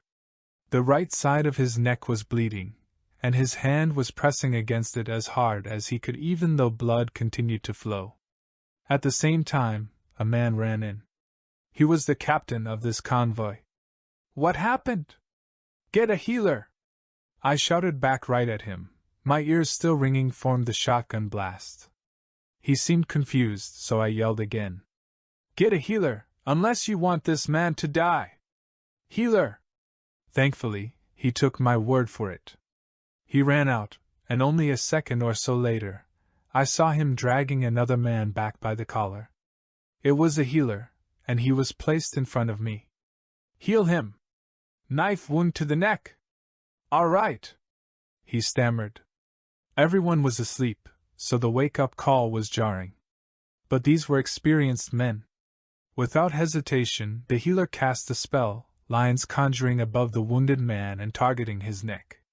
At that moment, I turned around, facing the captain. Then I pointed to the man who was still groaning on the floor in agony. Him! He's the assassin! Son of a bitch! The captain cursed, walking over with a scowl and looking down on the assassin with rage. I didn't think they'd get into our ranks. John, right? Yes. You've done well. This will not go unrewarded. Well, it's my life on the line too. I gave a perfunctory response. It would have been bad if this assassin was able to operate unhindered. For all I know, it would have been my life next. Doc, how is he? The captain asked the healer, who nodded. He had collected his bearings and could operate on the victim with more care now. He'll be fine. It was lethal, but we responded in time. Plus, he seemed to have been able to dodge a blow that would have otherwise killed him. He'll be asleep for the next day, though, and I need about half an hour to operate. When he wakes, he'll be good as new. The captain nodded. After that, he went around calming everyone. With the blast, everyone had woken up expecting to do battle. The convoy had even stopped. But we all needed sleep, and the threat had been dealt with. While we still needed to be on alert, we also didn't need to make everyone paranoid. The captain grabbed another healer who went to work preserving the assassin's life, at least for a little while. He was also dragged away, probably to be questioned and tortured. Well, that was beyond my pay grade. All I know was that, despite the hectic event, I managed to pass right out upon getting into bed. And I slept like a log that night. Chapter 26. Attack. Second day of the trip. There were many people who were on edge, and it was understandable. There had been an assassin in our ranks, so people became wary. But when the convoy was stopped a couple hours before noon in order to give everyone some downtime, a meeting was called. Turns out, the assassin wasn't someone of the Tavera family. Apparently, all those of the family were given a tattoo, and the assassin didn't have one upon inspection of his corpse. Apparently, he had killed one of the people of the convoy and managed to board without raising suspicions. This was in part due to a mask he wore, one that was constructed to look just like the victim he replaced. Regardless, the assassin wasn't a traitor, which eased most of the worries. However, as a precaution, the entire convoy went through a small inspection. There was a list of everyone on the convoy, along with the hired muscle like myself and Plex. And one by one, each member of the family was called upon to inspect their tattoo. Every tattoo was placed on the center of the chest. The symbol was of two sabers crossed between each other, the blades pointing to either shoulder. Each blade also had two different inscriptions written on them, while the hilts bore red ruby charms. This tattoo was only given to members of the family who had sworn themselves after reaching a certain age and going through a trial by fire. And there was nobody besides Plex and I who wouldn't have the tattoo. After all, this was a very sensitive mission. Nobody who wasn't absolutely loyal or trustworthy to the family would be brought on this trip. So with the captain, Plex and I watched as everyone on the convoy was inspected. Everyone passed with ease. Nobody who went up was nervous, because none of them were assassins or spies. However, when everyone had stepped up and gotten inspected, the inspector ran through his list and frowned. He walked up to the captain and reported, "Sir, there's one person who didn't show. Is it the victim who the assassin impersonated?" "No." The captain went quiet and looked back toward the convoy. Then, he looked toward Plex. "Can you find him?" "Sure thing, friend. Unless he already bailed." Plex smiled and suddenly disappeared. After that, the captain and I waited. We saw the occasional door open on the vehicles, but otherwise there were no sounds. After a mere minute, Plex reappeared in front of us, shrugging. "There's nobody inside the convoy. So they either left last night or have stealth skills that surpass mine. Let's pray it's not the latter." The captain grumbled before turning back to the inspector and muttering some things. "Mark him as dead, and if anybody finds him, he's to be arrested on sight." "Understood. Then let's get rolling." With that, the convoy resumed its journey. As we drove, I hung around inside one of the turrets. It was an enclosed extrusion on the top of the hunker with a single narrow window that circled all the way around it, like a pillbox. This way, you could attack without worrying about getting hit. For the most part anyway. I was in there for several hours, half sleeping and half enjoying the sights of the landscapes that we passed by. Being able to see miles of untouched land was a rarity on Earth, especially in America. It was always either farmland, towns, or cities. So a genuine wilderness was new, not that I hadn't at least been to some national parks. I even saw some new animals that wandered around the road. When the sun began to set though, Plex suddenly came to me with the day's dinner. It was a large bowl of meatloaf and some weird veggies. "Eat up. The food is probably going to get worse as we go, so enjoy it while you can." "Right. Oh, since you're here, let me ask you something." I spoke while dropping down from the turret, keeping Plex from leaving. I sat on a stair while taking a bite, as did he. "Yesterday, I was a bit on edge. And then an assassin popped out of nowhere. Now that he's dead, I'm perfectly fine. Can you tell me what that's all about?" Yeah. That's your attunement into aura. He confirmed my guess as if it was obvious. Being aware of auras naturally reveals certain things about people, even if you don't realize. This is what normal people call a gut feeling or their sixth sense. The people who have a really good gut feeling have a higher attunement into aura than normal. But when you actually realize your aura, that gut feeling gets far stronger and more accurate. Okay. So were you feeling nervous? Ha! That's funny. Plex snickered at me and took a swig of alcohol. And on second thought, it really was a stupid question. I've never actually seen Plex nervous about anything. The only one he treated with seriousness was Apocryon, and that was for good reason. That psycho could hurt me just by looking at me. Thinking that far, something suddenly clicked. Hey, during our delivery for Apocryon, when I had those visions and was hurt. Yeah, that was him fucking with your aura. That man is feared for several reasons, but one of the biggest reasons is his attunement into aura.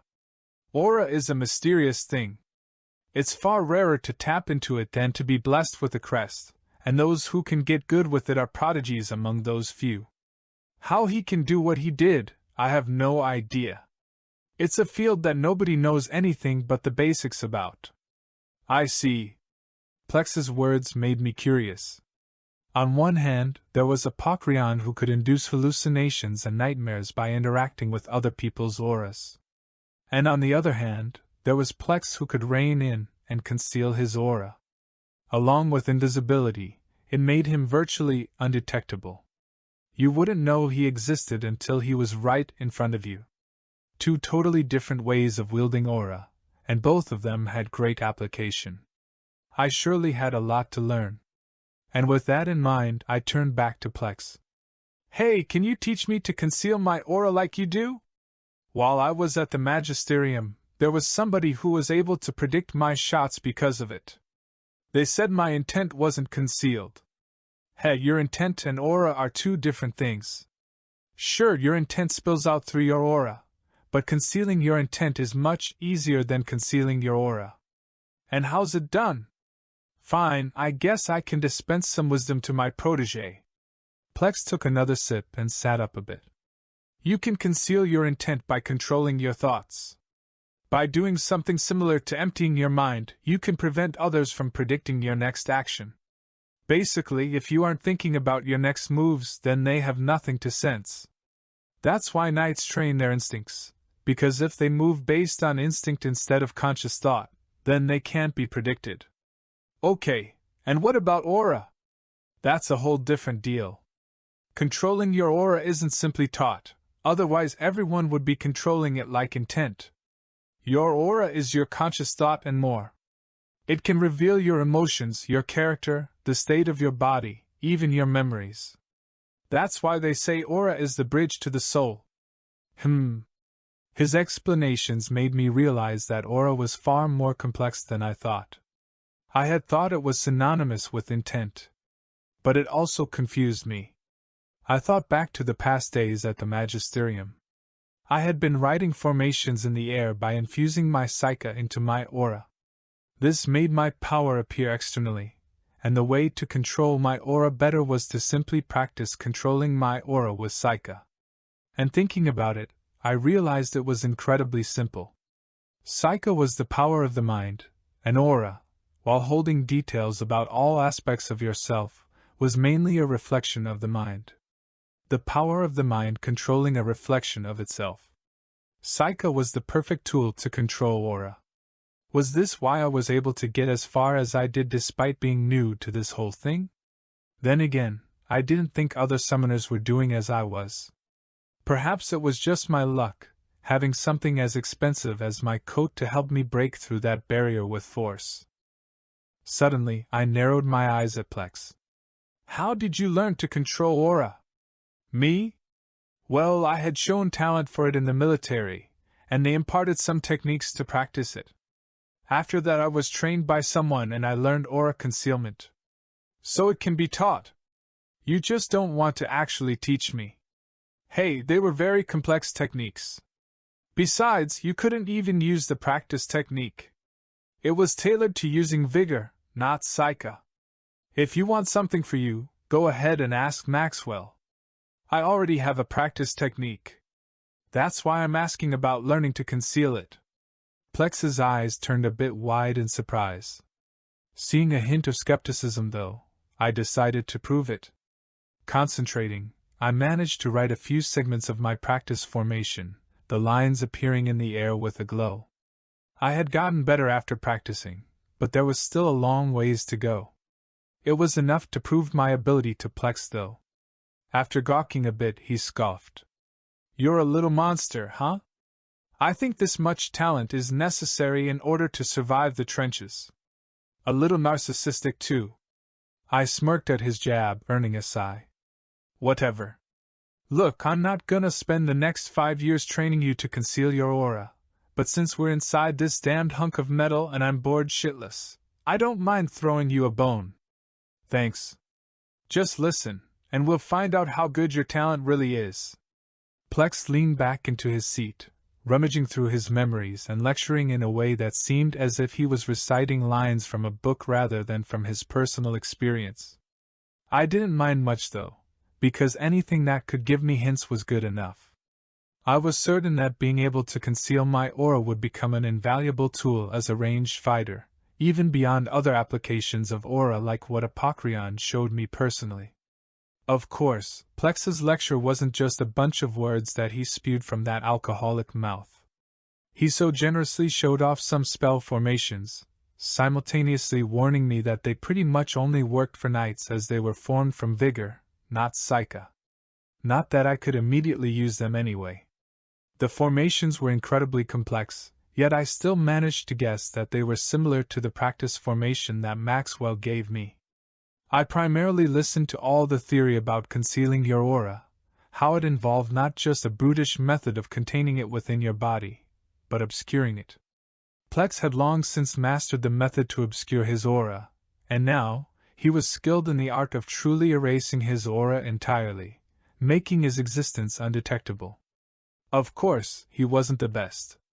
Apparently, compared to some people that he knew of, his skills were barely adequate. At the same time, though, these people he compared himself to were also the best in their field, and one of them was a rather legendary assassin. They were people who couldn't be found unless they wanted to be. Plex described the presence of that legendary assassin as fading. You could be looking right at them and your mind still wouldn't be able to process that there was a person in front of you.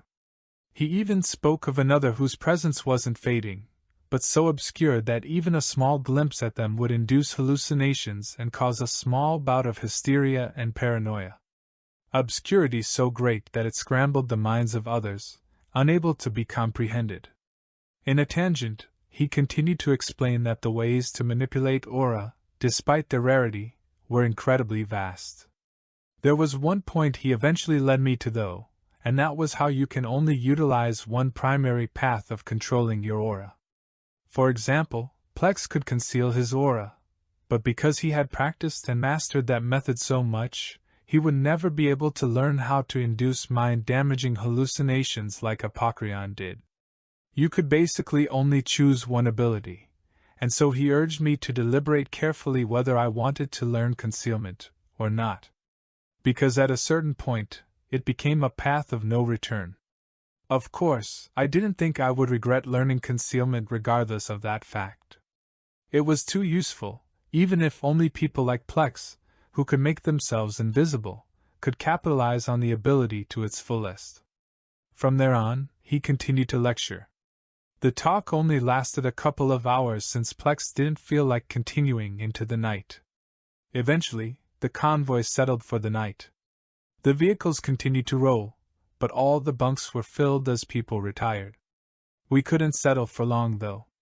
Only an hour after everyone had gone to sleep, I suddenly woke to an explosion. An alarm went off, and everyone threw themselves out of bed. Enemy attack! Chapter 27. When, not if. It was the first real attack on the trip. It seemed like we would have to be on high alert from now on. I scrambled around a bit, as my entire bunk room was flooded with bodies. Because of that, despite the urgency, I waited for about half a minute as everyone got out of the way. When I was finally allowed to step out of my bunk, I headed straight for my turret. I always wore my coat since it was my greatest form of protection, especially on this dangerous trip, so I didn't need to equip it. Instead, I merely threw on my gloves and air mask before climbing into the little pillbox. From that vantage point, I was able to look around. The convoy stopped rolling after being intercepted. It seemed the enemies had prepared an ambush and managed to bring us to a halt. Not unlike us, they had vehicles of their own. They were small cars that had slammed into the vehicles in front of us, forcing us to stop. And from the safety behind these cars, warlocks launched spells while others ran over and tried to raid. Suddenly, I saw a bright fireball headed for me. I suddenly ducked, and my head was graced with a bit of warmth as a few tongues of flame flickered through the window before fading. As I rose back up, I contacted the dimension of my authority. I found what I wanted, a rifle that looked somewhat similar to all the others with its wooden body, but holding a few key differences that made it a unique spirit. When I grabbed it, its memories flooded into me. This time, it was much smoother and more brief than the first time I had communed with it. Memories of a marksman from the American frontier. He wasn't known for his quick draw or skill with a pistol. Instead, he was known for his long-range shots. And he was made capable by the rifle in his hands, one of the first of its kind, potentially the progenitor to an entire line of an extremely popular modern weapon configuration. The sniper rifle. Of course, it could barely be considered such. The rifle was specifically known as the Remington Lee. It was the first rifle to utilize a box magazine and was a bolt-action rifle. The man in the memories had fought in the Spanish-American War and later attained this rifle privately after retiring from service. The rifle was then modified to mount a telescopic sight, technically making it a sniper rifle. And it was used as such. It was precisely tuned until he could reliably hit human-shaped targets at upwards of 250 meters away. He even opted for the heavy .45-70 Gov, allowing the rifle to pack enough punch to hunt even large game like bison. In the end, this rifle was heavily modified from its original factory configuration. It wasn't a well-known rifle and came from a time before the firearm revolutions of the Great War, but compared to the other rifles I could attain, this one was no doubt the best, especially at a range. I mounted this rifle on the window of the turret box, taking aim at the targets near the front of the convoy. They weren't more than 70 meters away, so I didn't have to adjust my aim as many would need to do with the slow .45-70. I placed the crosshair of my sight over the body of a warlock casting magic from the roof of a vehicle. At the same time, I faintly recognized the markings of the Clockwork Association. Bang! I pulled the trigger, and despite aiming at the warlock's head, it was his chest that let out a violent puff of red. He collapsed at the same time, slumping off the vehicle. After that, racked another round, finding another target. My primary targets were the warlocks casting magic. Normally they couldn't be easily touched since they often cast magic barriers to combat incoming spells and knights had to close distance to harm them. And since bowmen were outclassed by warlocks, they basically didn't exist. But I defied all conventional notions of combat, being able to fire small projectiles at extreme speeds. These bullets were masterful at piercing magic barriers because of their size and instantaneous power, and so long as that happened, the warlock behind it would surely die with their soft, fleshy bodies. However, occasionally, there were some warlocks that wore garments with sufficient protective measures to stop a bullet. While shooting, I managed to find 3 of such warlocks. Unfortunately, these warlocks still died. It wasn't because their gear was lacking, but because it simply didn't cover their head. They never wore armor like knights, so their heads were normally exposed. This allowed me to simply place a bullet between their brows, even if I had already shot them. I found the opportunities to do so after they walked out from their cover. When my first shot failed, they would get startled before retreating behind their vehicles. But after realizing that I left behind nothing but a bad bruise, they got brave and came back out, only to meet their end seconds later. Like that, I basically took out every warlock in the ambush. And this was despite the hunker I was in getting attacked. I wasn't worried about my back, because the Tavera family was a family of knights. They were the best at close combat, so our vehicles would only get boarded in the worst case.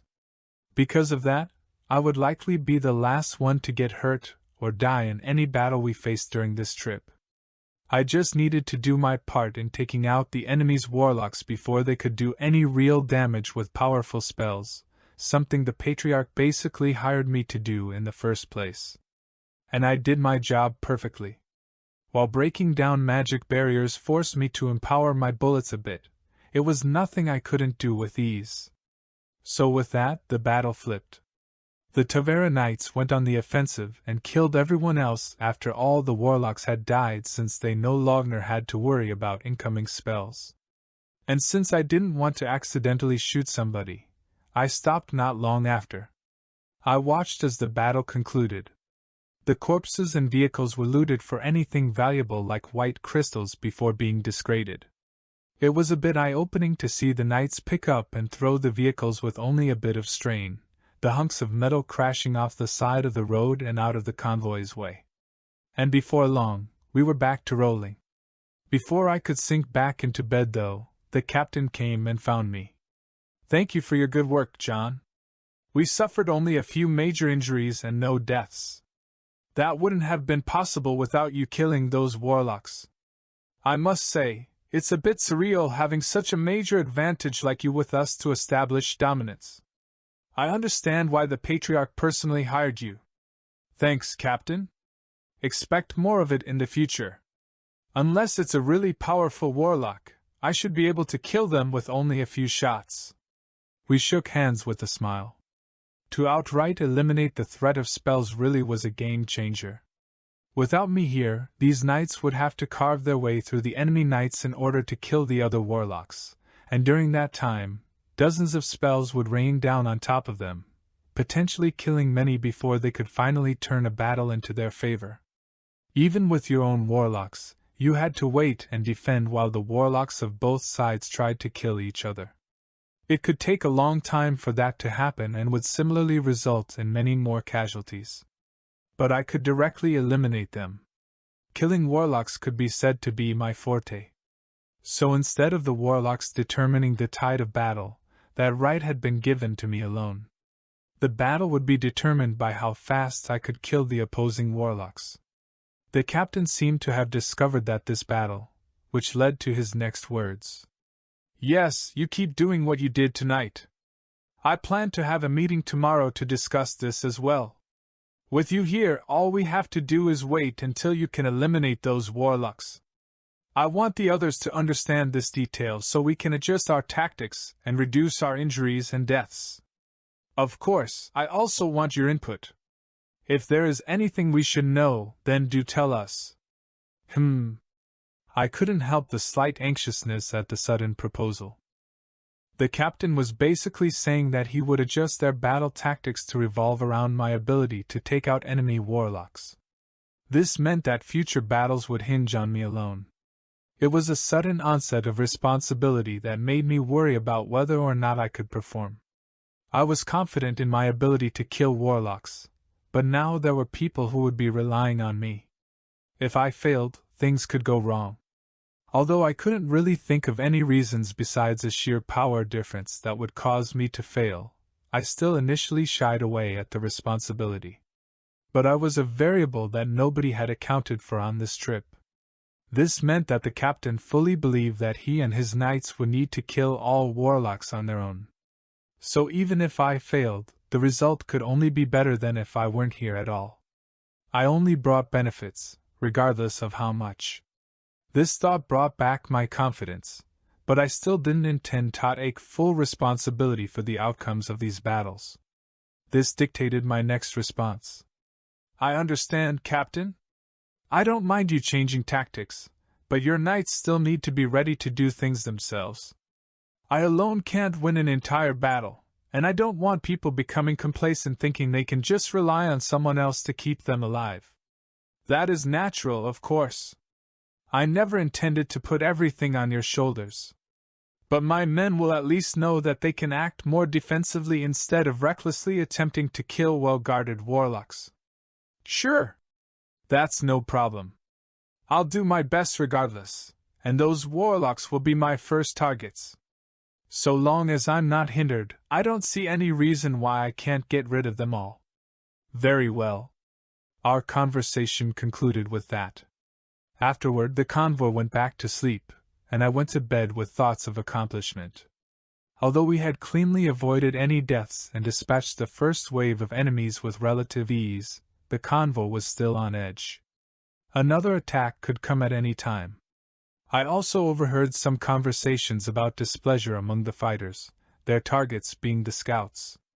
We were supposed to have people devoted to alerting the entire convoy in the event of an attack, giving us some time to prepare before being bombarded. Although it didn't seem like much, even just a few seconds could be valuable time to begin preparing. Apparently, that was the secondary job of the few warlocks who were on board. They knew spells that could detect anomalies in a wide area. And a few vehicles worth of people were definitely anomalous, so it was a wonder why we weren't alerted well in advance. Hearing about this didn't anger me much, but I also wasn't nearly as urgent as the others.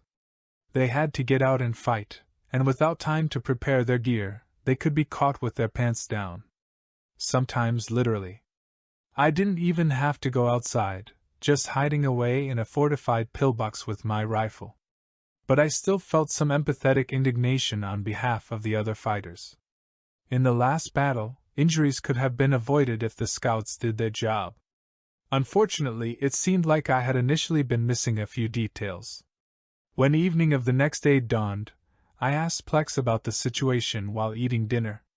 Apparently, the assassin and his missing partner had both killed and assumed the identities of 2 warlocks on the convoy, cutting down on the already small number of warlock personnel. After all, why wouldn't you attack the one glaring weakness of a convoy full of knights? Without warlocks, they would have a much harder time fighting back. And this made me even more valuable than before. It was no wonder why the captain wanted to revolve his defensive tactics around me. I was better at killing warlocks than other warlocks and made up for their weakness perfectly. Well, unless our enemies didn't find out who I was and specifically counter my actions, I could continue to work unhindered. Perhaps that was a bit much to ask though, because I had already established a high level of renown in the black market. I was too iconic, so perhaps it was only bound to happen. A matter of when, not if. Chapter 29. Yun Guild. Another attack! The next morning, when the sun was only just beginning to peek over the horizon, everyone was woken by alarms and the yell of a warlock. Usually if I got less than 8 hours of sleep, I would feel groggy and even a bit sick. But I didn't feel any of that as the explosions of magical spells rattled the hunker and woke me with a surge of adrenaline. 5 a.m.? These guys really need to fuck off. My nerves had died down as of late. A couple of sudden battles was enough to condition me, at least to the point where I wasn't in a constant state of fight or flight and hyper-awareness. That was the only reason some of my irritation could slip through as I climbed up into a turret and took aim. I immediately took count, finding about 13 warlocks posted not just in their own vehicles, but in the forest beyond the road. We had hit a roadblock of boulders that seemed to have been placed by the enemy warlocks, and now we were being pincered from both sides. And this time, the warlocks seemed to be hiding behind natural formations a bit more, not just standing out in the open where I could shoot them. It made this more difficult, and because the sun wasn't fully out yet, it was a bit harder to see into the tree-line. But with my scope, things were made easier. Plus, the lights from their spells made them stand out like beacons, guiding my crosshair. Learning from prior battles, every warlock had a barrier up, and all of them were strengthened. They were specifically countering me, and not every warlock was casting spells. They seemed to be searching. In fact, several were looking toward my hunker. It was clear that I had caused them no small headache, and perhaps now they were trying to do something about it. I knew that the moment I took a shot, I would probably be bombarded with spells. And if I stepped outside to try and reposition, then I would be putting myself in danger. So they wanted to pin me down or eliminate me entirely. So I waited, thinking of what I could do to help with this battle while avoiding the focus fire of a dozen warlocks. And then it hit me. Why did I have to only shoot the warlocks? Why not the knights? I would have to use more power, but if I switched guns as well, then killing several knights wouldn't be a problem. But going outside at all was still a problem, even if I had more freedom out there as opposed to in a stationary turret. Suddenly, I thought of my most glaring problem besides the sounds my guns made. It was the muzzle flash, which was incredibly obvious considering how much I stood out in general. If I got rid of that, I would be golden. The sound was so loud that it couldn't be precisely traced at a distance, so I could still operate despite it. That's when I had an idea. Kicking open the door of the hunker, I headed out and crouched down. And looking at the vehicle, I smiled. Suddenly, I crawled under the hunker itself, taking up position on the ground. From there, I could see up to everyone's waist, and it was easy to tell apart the Tavera knights from the enemy knights. After that, I aimed my rifle. The knights were always much closer than the warlocks, so I didn't have to stress my aim. And since I was now under this vehicle, I couldn't be hit by the warlocks. It was the perfect solution, so I aimed at an enemy knight with a smile, pulling the trigger. Bang! My bullet flew, and the knight that I shot buckled almost instantly. It gave a window of opportunity that the Taveran knight took immediate advantage of. With that, I let off round as fast as I could send them. I had to infuse a large amount of Psycha into each round just for the bullet to pierce through both armor and the tough bodies of the knights. But I quickly learned that my shots didn't have to be lethal for them to be effective. Suddenly getting hit by a bullet was a death sentence when you were also fighting against an enemy. It was a fatal distraction. So I even lightened up on the Psycha, focusing on my fire rate. And like that, the knights swept through their enemies. I didn't even have to kill the warlocks. With my assistance, the knights were able to pierce through all defenses and kill them for me. And I wasn't disturbed a single time, the enemy warlocks unable to deduce my position underneath the vehicle and behind the bodies of my fellow knights. And so the battle was won. After I crawled out, I could see everyone either getting treated or cleaning up. The captain also came and found me. "John! Excellent work!" "Thank you, Captain." I smiled at his enthusiasm while we shook hands. "I saw exactly what you were doing, and I have to say that it was a genius tactic. In fact, because those stupid warlocks couldn't find you, they stood around hiding for half the battle. Just your presence alone is enough to disable them. And don't worry, even though you didn't kill anybody, you allowed us to kill those knights far faster than otherwise. I'll make sure you are paid for this battle." "Just doing my duty, sir." I felt a bit shameless, saying that while grinning ear to ear. I had to admit, the huge paycheck this was turning out to be was a great motivator. However, this battle did indeed take a larger toll on me. Even though I was smiling, my head was screaming at me with a migraine after using so much Psycha. I felt like I would pass out any moment. So I kept our conversation short, and my next stop was the bunk where I fell right asleep. I couldn't even be bothered with breakfast, and I slept until well after noon. Of course, I woke up to a starving stomach because of that. Thankfully I had been saved some food, not by Plex, but by some of the knights. I was thanked to no end while eating, probably because they had received my direct help. I was also guaranteed protection by the entire troop, so it was nice to know that everyone would be looking out for me. I just told them to make sure nobody attacked the hunker, because it had basically become my nest. If I lost that, then I would be in serious trouble. After that, evening dawned. After this, we would only have to make it through one more day. We would arrive the following evening, and so far, everything was going amazing. I had barely been hurt, and deaths were minimal.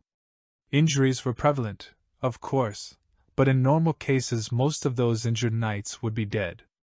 I had saved no small amount of lives, and even though the last battle was more difficult than the other, I thought we could make it through the rest smoothly. Unfortunately, thinking that seemed to have conjured quite the opposite.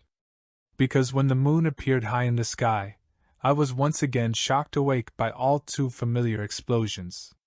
Thankfully I was rested, so I didn't have issues responding. But when I saw what we were up against, I could only curse under my breath. It looked like an army was waiting for us. Of course, we had an army of our own, but we were tired. Thinking back, I suppose the healers had it the worst. Well, they would need to step it up pretty soon. Because when attacks were launched, copious amounts of blood was shed. And the pressure I was put under skyrocketed as these enemies sought the head of the American who had been causing no small amount of trouble. Shit! Break through! Get those fucking vehicles out of the way! Ack! Someone killed that warlock! Bang! Screams and gunshots made my ears ring. I suppose I was finally getting a small taste of what war was like on Earth, in this case. Thankfully, my air mask filtered what I breathed, so I didn't get the dense stench of blood and fire. It was my only solace during these battles.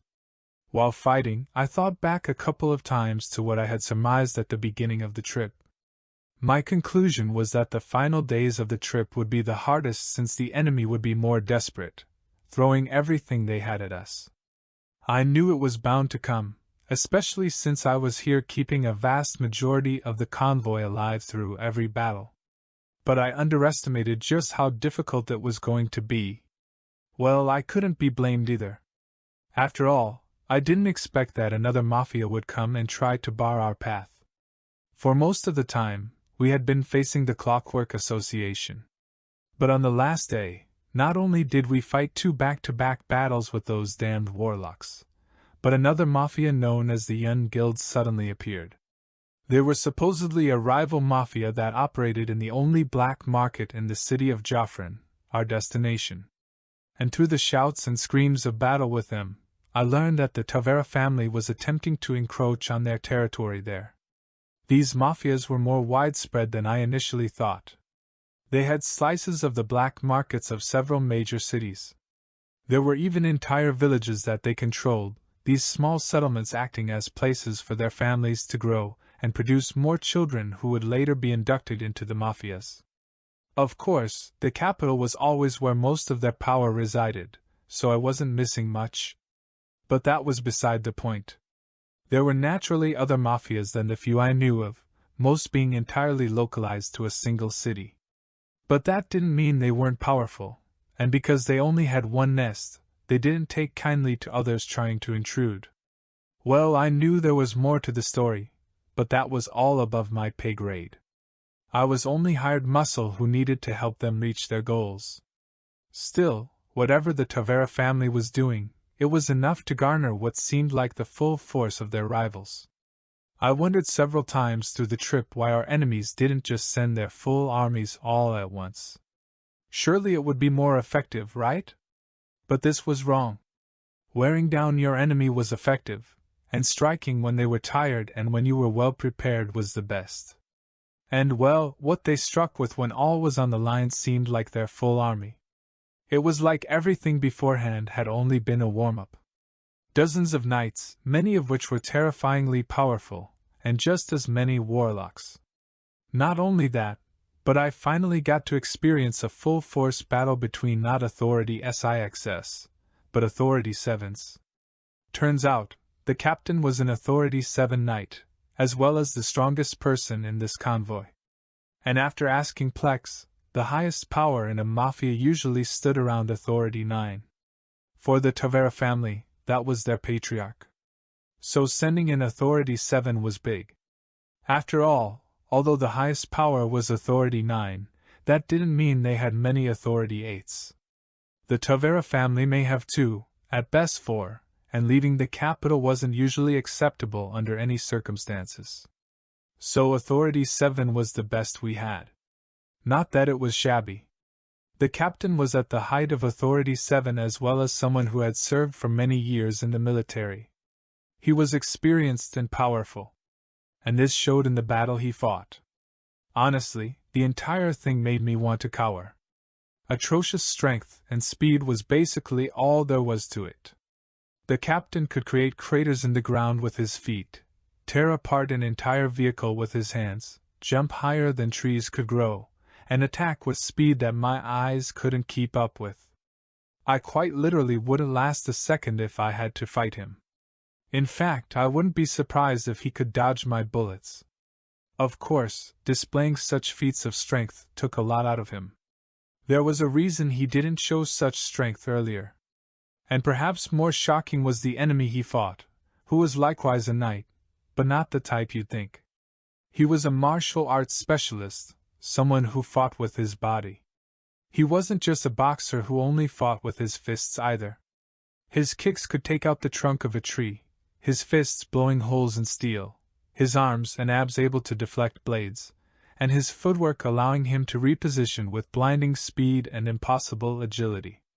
His body just floated around while he attacked the captain, and their fights took them to all corners of the battlefield. In one moment, they'd be right in the center of a dozen men, and the next, they would be flying over the tree line and laying into each other on the other side of a hill. Their power wasn't something I could wrap my head around. It was disorienting seeing it at all, because it was stuff I had only seen in movies and the like.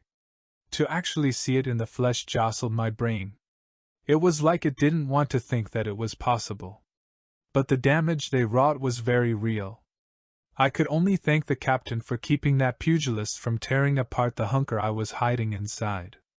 But other than that distraction, I was wholly occupied with trying to stay alive. For the entire final day, we bounced from battle to battle. It was like there was a long line of people just waiting down the road and taking turns beating us up. And every time, we sustained more damage. It built up. More deaths, more injuries, and greater exhaustion. We were lucky our convoy was large, because any less people and we may not have been able to make it this far. And there was no opportunity to rest. At first it was manageable. I would get tired, restrain my use of Psycha, and gradually recover between battles. But as each hour passed, my mind's fatigue built bit by bit. First it was a constant headache, but then it turned into sharp pains that made me flinch with every surge of blood from my heart. Not only that, but I was attacked rather often. I had thought that I could just hide like I had, whether that was amidst the knights or around the hunker. But no matter where I went, it wouldn't be long before I was spotted by a knight or warlock and attacked. Running away from bloodthirsty knights was especially fun. My speed couldn't compare to theirs, so I was forced to move as fast as I could, delaying them with a shotgun, before getting an ally to save me. That scenario played out 4 times, and each time, I was pulled closer to death. The warlock spells that exploded around me weren't much better. No small amount of damage was blocked by my coat, but I still sustained several nasty bruises and a possible fracture in my left arm after getting slammed in the side by a large rock. Holding up a rifle became harder after that, and how I continued to manage was a miracle.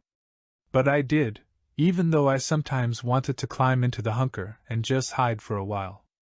But my willpower was strong. If there was one thing that I knew about myself, being one of my better qualities, was that I didn't buckle under pressure. Something about adversity like this spurred something within me, compelling me to step up and push back. It was a quality that only came out during sports, but here, it showed itself in full force when it really mattered. Despite the head-splitting migraines, despite the blood that dripped down my arm from a wound under my sleeve, despite the physical and mental exhaustion from trying to help while being hunted by knights and warlocks, I found it within me to continue surviving. And I never stopped shooting back. Ha! Ugh! I lay against one of the trucks while catching my breath, groans coming from underneath my mask. I felt some blood stream down the side of my head, a small wound from a small rock that came flying in from seemingly nowhere. What hurt the most though wasn't the wound it gave me, but the impact it had against my head that was already dealing with the nastiest headache of my life. Not only that, but my left arm throbbed with shooting pains every time my heart beat. It had been that way for more than a few hours now, and moving my fingers had gradually become more difficult. I concluded that my arm was broken, but unfortunately I couldn't get it treated in the middle of a battle. I barely even remember how I got that injury. In fact, so much as opening my eyes felt overwhelming. There was too much stimulation, the battle overwhelming my senses. But I couldn't close my eyes just in case I had to dodge another spell, nor could I just tune my hearing out and ignore what was going on. In the distance, I could see all the knights intertwined in fights. The tides were turning in our favor, the enemies of the Young Guild falling beneath the sabers of the Tavera family. Pulling my gaze away, I looked toward the hunker not far away. From their turrets, the few warlocks that we brought were launching the occasional spell. Unlike me, who could get hit by fire and water that easily slipped through the window, they had barriers that could block all that stuff, letting them fire freely. Looking at that tank on wheels, I felt the urge to go over and climb inside. I just wanted some rest, and surely the hunker's defenses could afford me that. But at the same time, there was still more I could do. I learned through much pain that maintaining a communion with a gun basically cost as much psyche as I passively recovered. This meant I could keep a gun in my hands and shoot unempowered bullets as much as I wanted. Of course, bullets that weren't infused with psyche weren't as powerful. Depending on the conditions, the best they could do was pierce a knight's armor and damage a warlock's barrier, yet do nothing to the body underneath. But in this battle, those two things were enough. So when I ran out of energy, that's what I resorted to, trying to afford my allies any advantage I could. After all, a bullet to the face, although not enough to kill a knight, was still a nasty distraction equal to a sucker punch. And if I was lucky enough to hit their eyeball or mouth, then even unempowered bullets became lethal.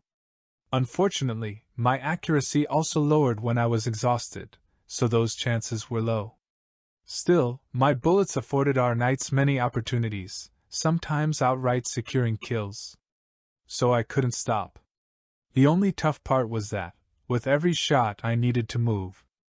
Having my position locked down was a death sentence, so if I wasn't ready to run, then I didn't want to shoot. Even the air mask couldn't keep me going forever. In fact, I had eaten food on the battlefield during a morning battle, trying to keep my energy levels up. Taking a piss also wasn't out of the question, though doing so while watching out for spells was an interesting experience. Ugh! Damn it! I just need a breather. There's food there too, and I'm starving right now. I grunted before deciding to head over. I ducked low before slowly making my way, arriving at the beat-up door to head inside. But that's when I heard something in the distance. A scream, getting louder and heading my way. I looked up. If you enjoyed the story, please leave a like and comment to let me know you want more. Make sure to support the author by liking the official story page on Royal Road, link in the description. Links to the author's Patreon can also be found in the description.